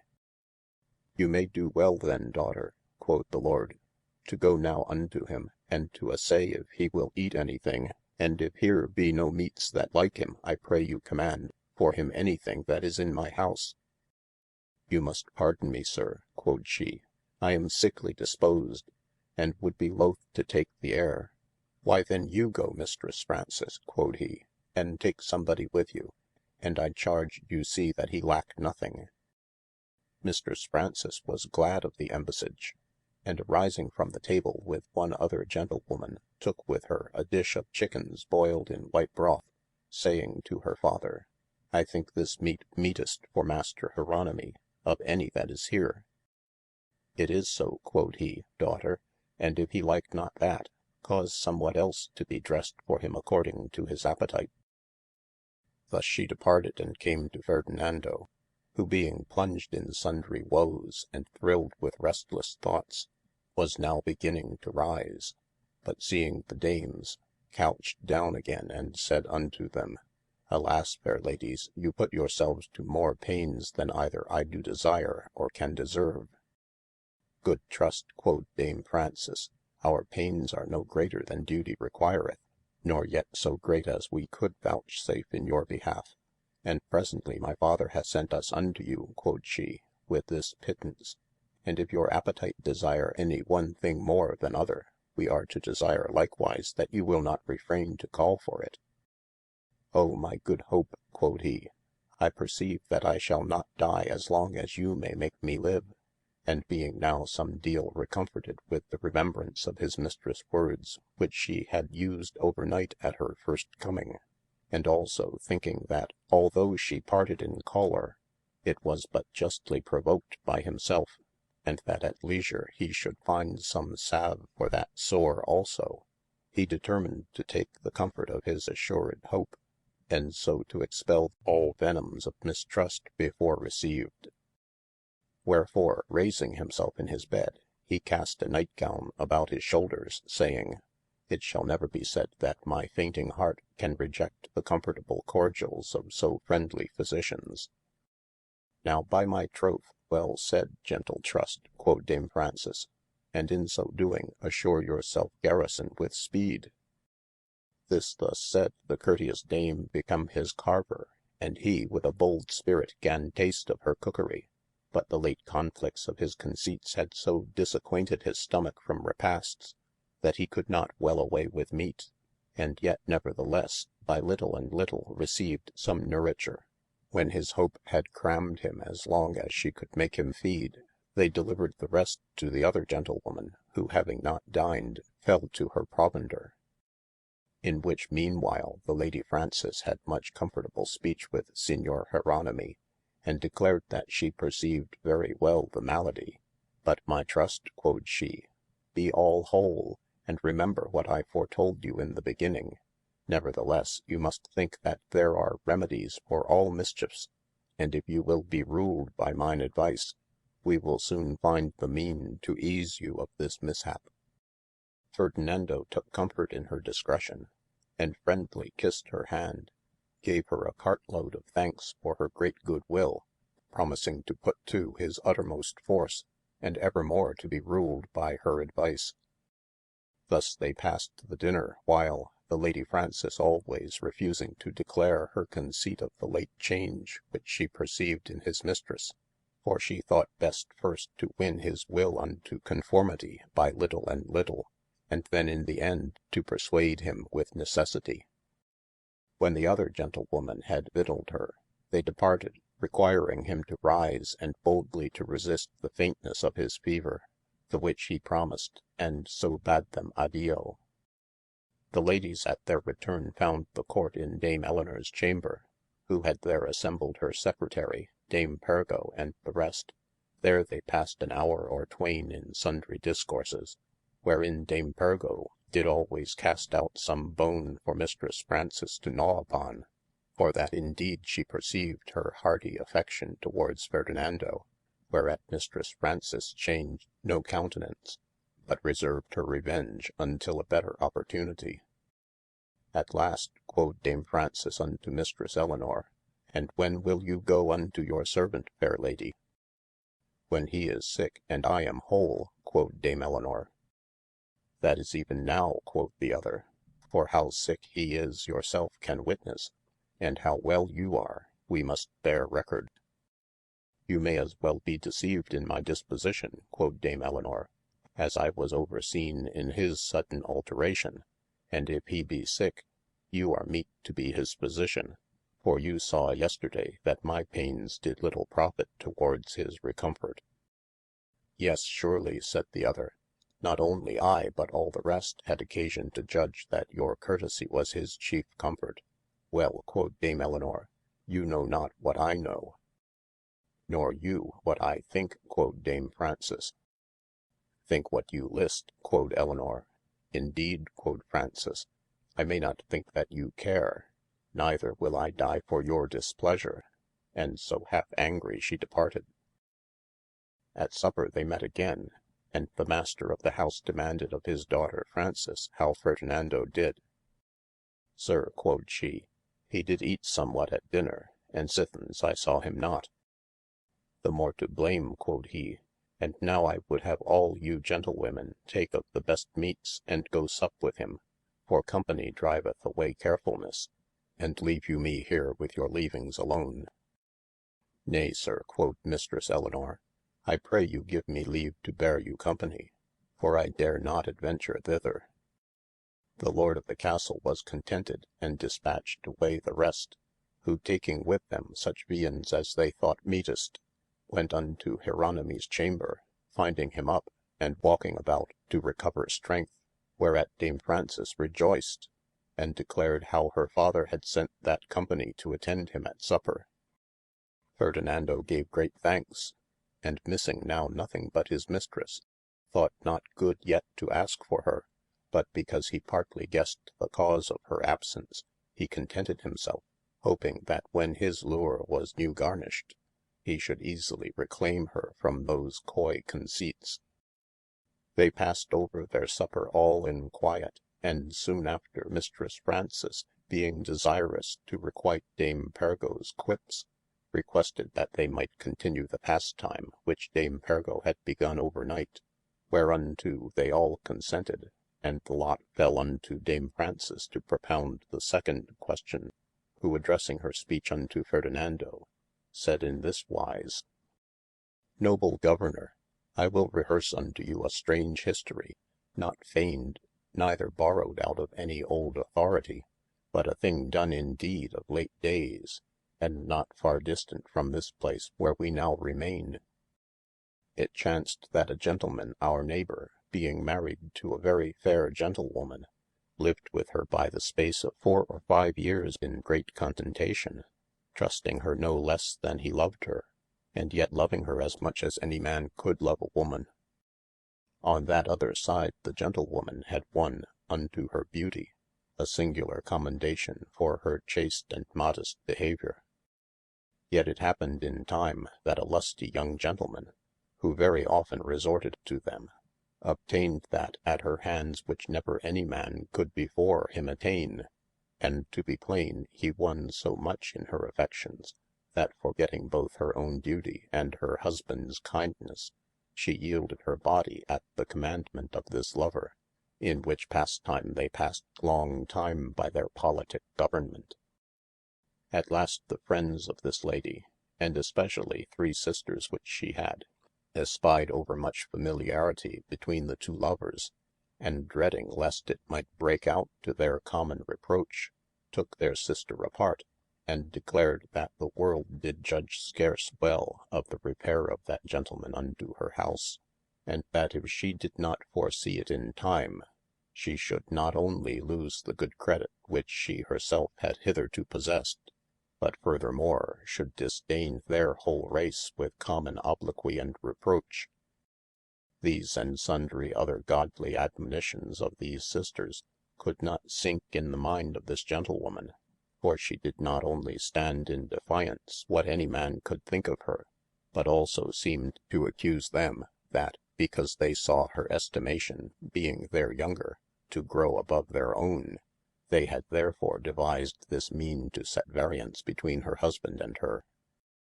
The sisters, seeing their wholesome counsel so rejected, and her continue still in her obstinate opinion, addressed their speech unto her husband, declaring that the world judged not the best, neither they themselves did very well like of the familiarity between their sister and that gentleman, and therefore advised him to forecast all perils, and in time to forbid him his house. The husband, on the other side, had also conceived such a good opinion of his guest, and had grown into such a strict familiarity with him, that you might with more ease have removed a stone wall, than once to make him think amiss either of his wife or of her lover. Yea, and immediately after this conference, he would not stick thus to say unto his wife, Lamia, for so indeed was her name, thou hast 3 such busy-brained sisters, as I think shortly their heads will break. They would have me to be jealous of thee. No, no, Lamia, etc. So that he was not only far from any such belief, but furthermore did every day increase his courtesies towards the lover. The sisters being thus on all sides rejected, and yet perceiving more and more an unseemly behaviour between their sister and her minion, began to melt in their own grease, and such was their enraged pretence of revenge, that they suborned divers servants in the house to watch so diligently as that this treason might be discovered. Amongst the rest, one maid of subtle spirit had so long watched them, that at last she spied them go into the chamber together, and locked the door to them, whereupon she ran with all haste possible to her master, and told him that if he would come with her, she would show him a very strange sight.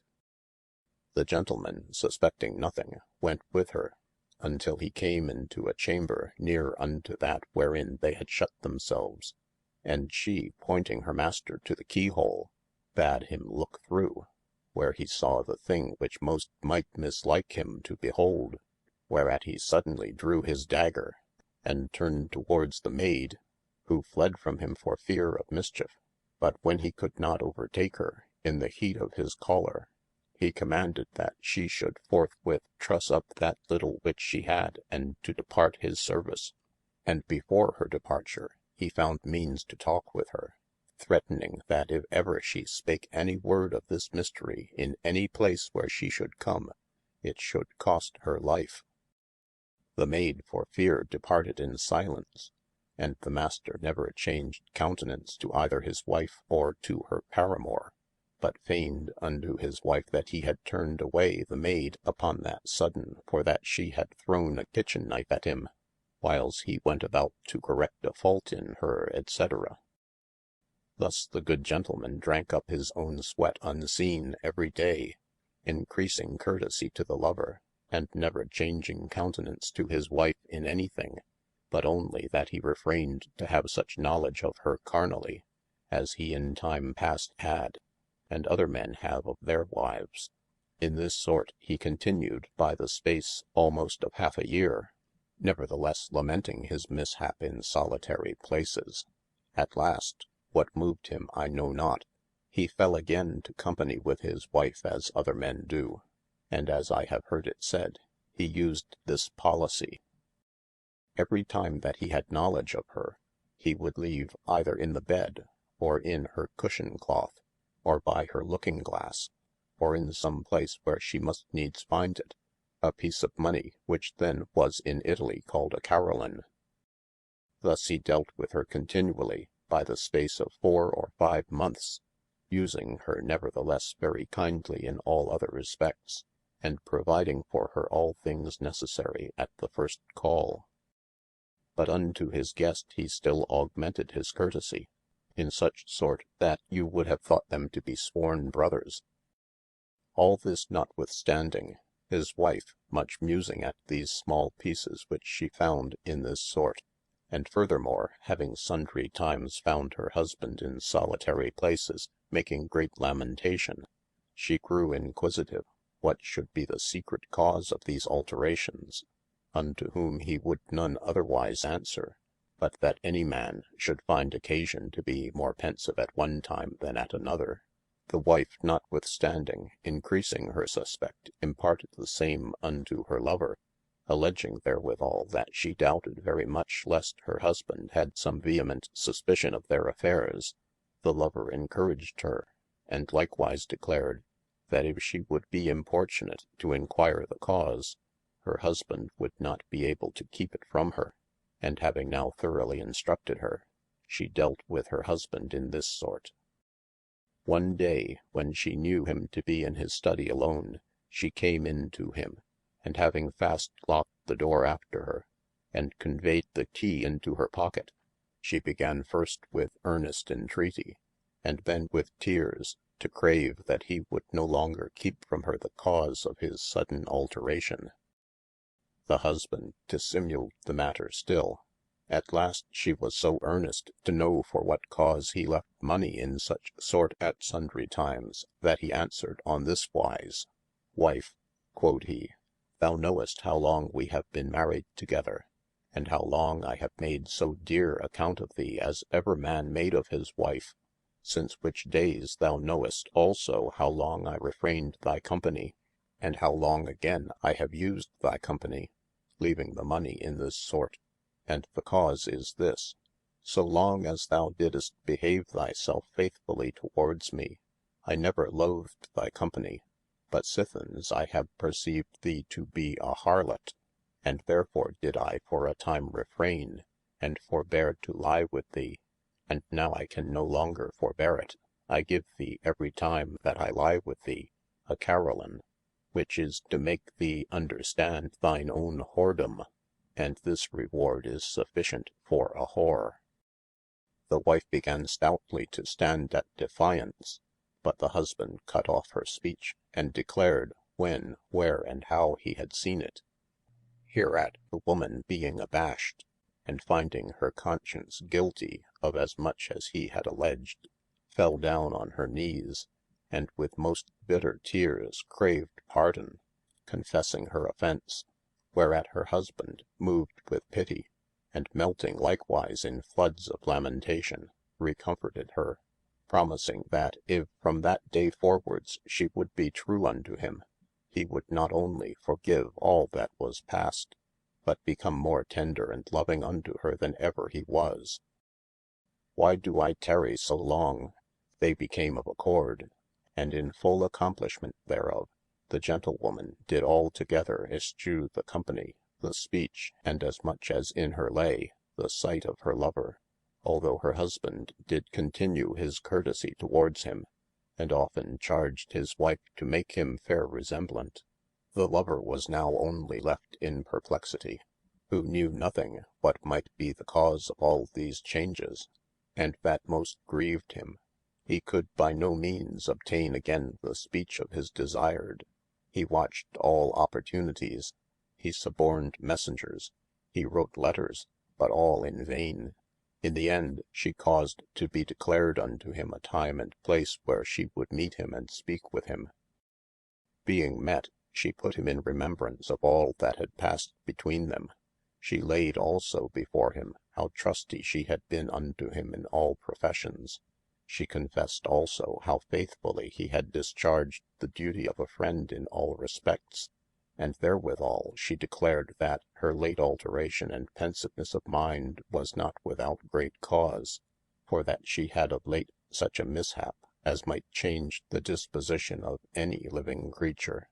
Yea, and that the case was such, as unless she found present remedy, her death must needs ensue, and that speedily, for the preventing whereof she alleged that she had beaten her brains with all devices possible, and that in the end she could think of no redress but one, the which lay only in him to accomplish. Wherefore she besought him, for all the love and good will which had ever passed between them, now to show the fruits of true friendship, and to gratify her with a free grant to this request. The lover, who had always been desirous to pleasure her in anything, but now especially to recover her wonted kindness, gan frankly promise to accomplish anything that might be to him possible, yea, though it were to his great detriment, and therewithal did deeply blame her in that she would so long torment herself with any grief, considering that it lay in him to help it. The lady answered, that she had so long kept it from his knowledge, because she doubted whether he would be content to perform it or not, although it was such a thing as he might easily grant without any manner of hurt to himself, and yet now in the end she was forced to adventure upon his courtesy, being no longer able to bear the burden of her grief. The lover solicited her most earnestly to disclose it, and she, as fast, seemed to mistrust that he would not accomplish it. In the end she took out a book, which she had brought for the nonce, and bound him by an oath to accomplish it. The lover, mistrusting nothing less than that ensued, took the oath willingly, which done, she declared all that had passed between her and her husband, his grief, her repentance, his pardon, her vow, and in the end of her tale enjoined the lover, that from thenceforwards he should never attempt to break her constant determination. The lover replied that this was impossible, but she plainly assured him, that if he granted her that request, she would be his friend in all honest and godly wise. If not, she put him out of doubt that she would eschew his company, and flee from his sight as from a scorpion. The lover, considering that her request was but just, accusing his own guilty conscience, remembering the great courtesies always used by her husband, and therewithal seeing the case now brought to such an issue, as that by no other means than by this it could be concealed from the knowledge of the world, but most of all, being urged by his oath, did at last give an unwilling consent, and yet a faithful promise to yield unto her will in all things. And thus being become of one assent, he remaineth the dearest friend and most welcome guest that may be, both to the lady and her husband, and the man and the wife so kind each to other, as if there never had been such a breach between them. Now of you, noble Governor, I would fain learn, whether the perplexity of the husband when he looked in at the keyhole, or of the wife when she knew the cause why the carolines were so scattered, or of the lover when he knew what was his mistress' charge, was greater of the three. I might have put in also the troubled thoughts of the sisters and the maid, when they saw their good will rejected, but let these three suffice. Gentle Hope, quod Ferdinando, you have rehearsed, and that right eloquently, a notable tale, or rather a notable history, because you seem to affirme, that it was done indeed of late, and not far hence, wherein I note 5 especial points, that is, a marvellous patience in the husband, no less repentance in the wife, no small boldness of the maid, but much more rashness in the sisters, and last of all, a rare tractability in the lover. Nevertheless, to return unto your question, I think the husband's perplexity greatest, because his losses abounded above the rest, and his injuries were uncomparable. The Lady Frances did not seem to contrary him, but rather smiled in her sleeve at Dame Pergo, who had no less patience to hear the tale recited, than the Lady Frances had pleasure in telling of it. By this time the sleeping hour approached, and the ladies prepared their departure, when as Mistress Frances said unto the Venetian, although per case I shall not do it so handsomely as your mistress, yet good trust, quod she, if you vouchsafe it, I can be content to trim up your bed in the best manner that I may, as one who would be as glad as she to procure your quiet rest. Ferdinando gave her great thanks, desiring her not to trouble herself, but to let his man alone with that charge. Thus they departed, and how all parties took rest that night I know not. But in the morning Ferdinando began to consider with himself, that he might lie long enough in his bed before his mistress would be appeased in her peevish conceits. Wherefore he arose, and being apparelled in his night gowne, took occasion to walk in the gallery near adjoyning unto his mistress' chamber.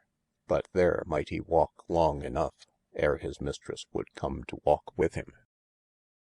When dinner time came, he went into the great chamber, whereas the lord of the castle saluted him, being joyful of his recovery. Jeronimi, giving due thanks, declared that his friendly entertainment, together with the great courtesy of the gentlewomen, was such as might revive a man although he were half dead.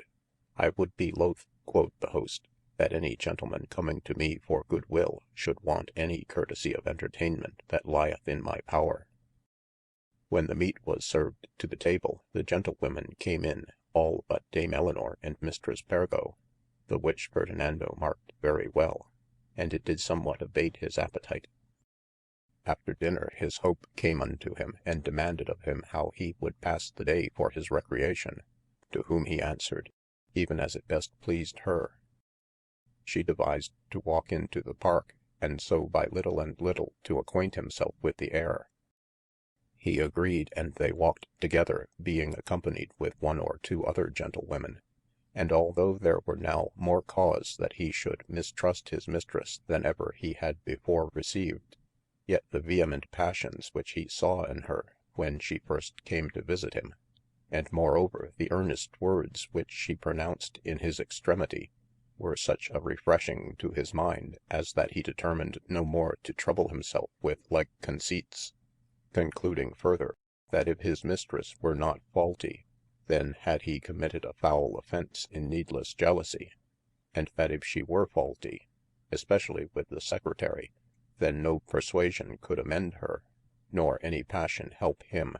And this was the cause that enabled him after such passing pangs to abide the doubtful conclusion, and thus manfully and valiantly to repress faintness of his mind, nothing doubting but that he should have won his mistress to pardon his presumption, and lovingly to embrace his service in wonted manner. But he was far deceived, for she was now in another tune, the which Mistress Frances began partly to discover unto him as they walked together, for she burdened him that his malady proceeded only of a disquiet mind. And if it did so, my gentle Hope, quod he, what remedy? My good trust, quod she, none other but to plant quiet where disquiet began to grow. I have determined, quod he, but I must crave the help of your assured friendship. Thereof you may make account, quod she, but wherein? Ferdinando, walking apart with her, began to declare that there was some contention happened between his mistress and him. The lady told him that she was not ignorant thereof. Then he desired her to treat so much in the cause, as they might eftsoons come to parley. Thereof I dare assure you, quod Mistress Frances, and at their return she led him into his mistress' chamber, whom they found lying on her bed, whether galled with any griefe, or weary of the thing, which you wot of, I know not, but there she lay, unto whom Ferdinando gave 2 or 3 salutations before she seemed to marke him. At last said the Lady Frances unto her, your servant hearing of your sicknesse hath adventured thus far into the aire to see you. I thank him, quod Dame Elinor, and so lay still, refusing to give him any countenance.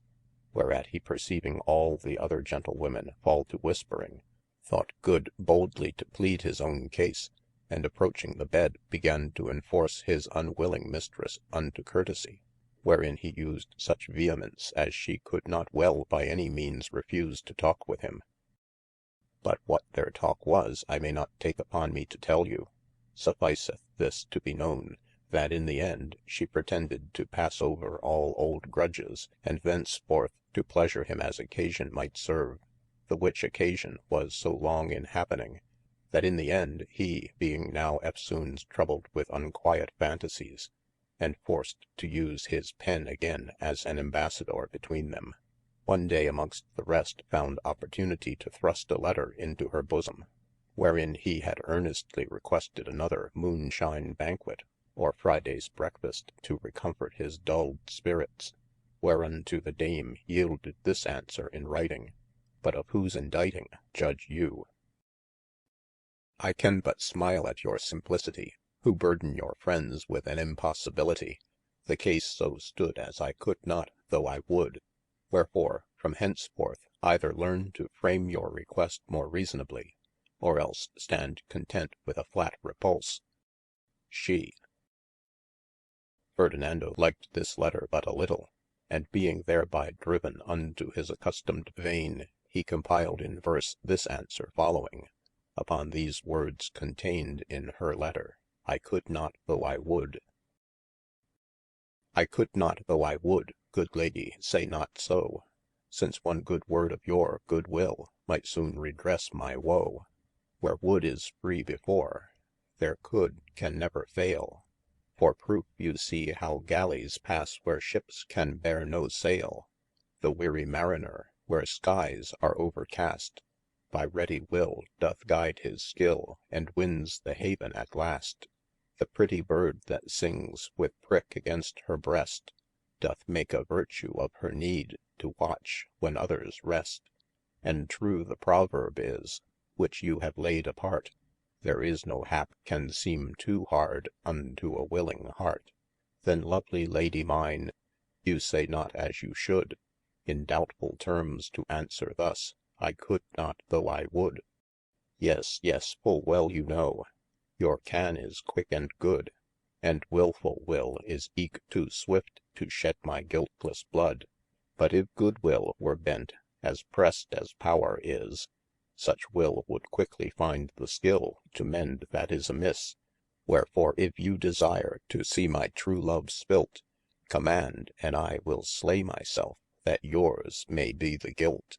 But if you have no power to say your servant nay, write thus, I may not as I would, yet must I as I may. Fernando Jeronimi. Thus Jeronimi replied upon his mistress' answer, hoping thereby to recover some favour at her hands, but it would not be. So that now he had been as likely, as at the first, to have fretted in fantasies, had not the Lady Frances continually comforted him, and by little and little she drove such reason into his mind, that now he began to subdue his humour with discretion, and to determine that if he might espie evident proof of his mistress' frailty, he would then stand content with patience perforce, and give his mistress the beso las manos. And it happened one day amongst others, that he resorted to his mistress' chamber, and found her a lo solito, lying upon her bed, and the secretary with Dame Pergo and her handmaid keeping of her company. Whereat Ferdinando somewhat repining, came to her, and fell to dalliance, as one that had now rather adventure to be thought presumptuous, than yield to be accounted bashfull. He cast his arme over his mistresse, and began to accuse her of sluggishnesse, using some other bold parts, as well to provoke her, as also to grieve the other. The Lady seemed little to delight in his dallying, but cast a glance at her secretary, and therewith smiled, when as the secretary and Dame Pergo burst out into open laughter, the which Ferdinando perceiving, and disdaining her ingratitude, was forced to depart, and in that fantasie compiled this sonnet.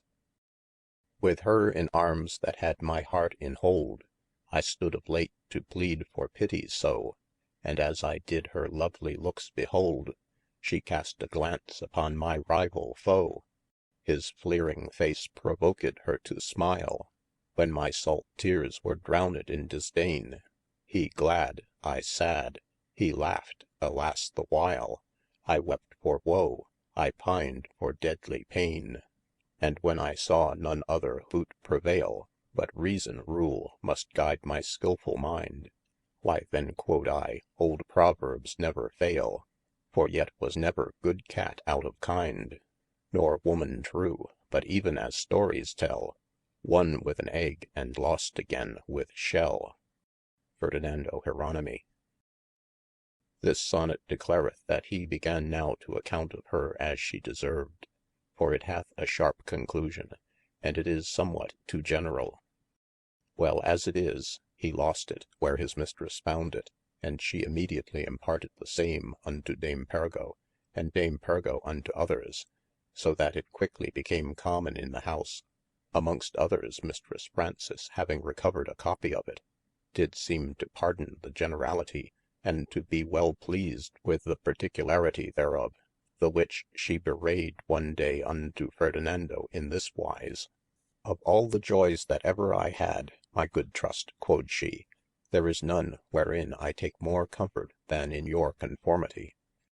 And although your present rage is such that you can be content to condemne a number unknown, for the transgression of one too well known, yet I do rather rejoyce that you should judge your pleasure over many, than to be abused by any.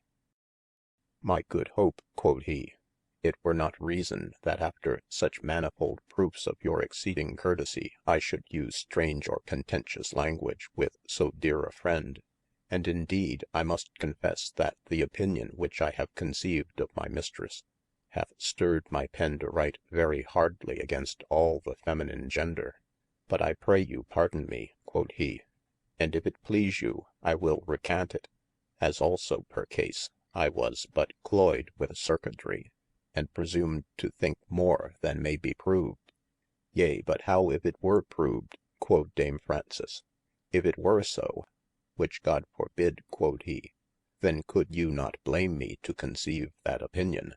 Howsoever I might blame you, quod she, I meane not to blame you, but I demand further, if it be as I think and you suspect, what will you then do? Surely, quod he, I have determined to drink up mine own sorrow secretly, and to bid them both adieu.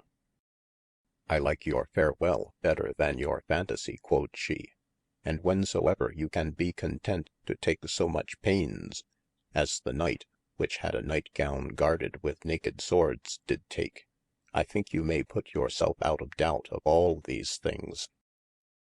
By these words, and other speech which she uttered unto him, Ferdinando smelt how the world went about, and therefore did one day in the gray morning adventure to passe through the gallery towards his mistress chamber, hoping to have found the door open, but he found the contrary, and there attending in good devotion, heard the parting of his mistress and her secretary, with many kind words, whereby it appeared that the one was very loath to depart from the other.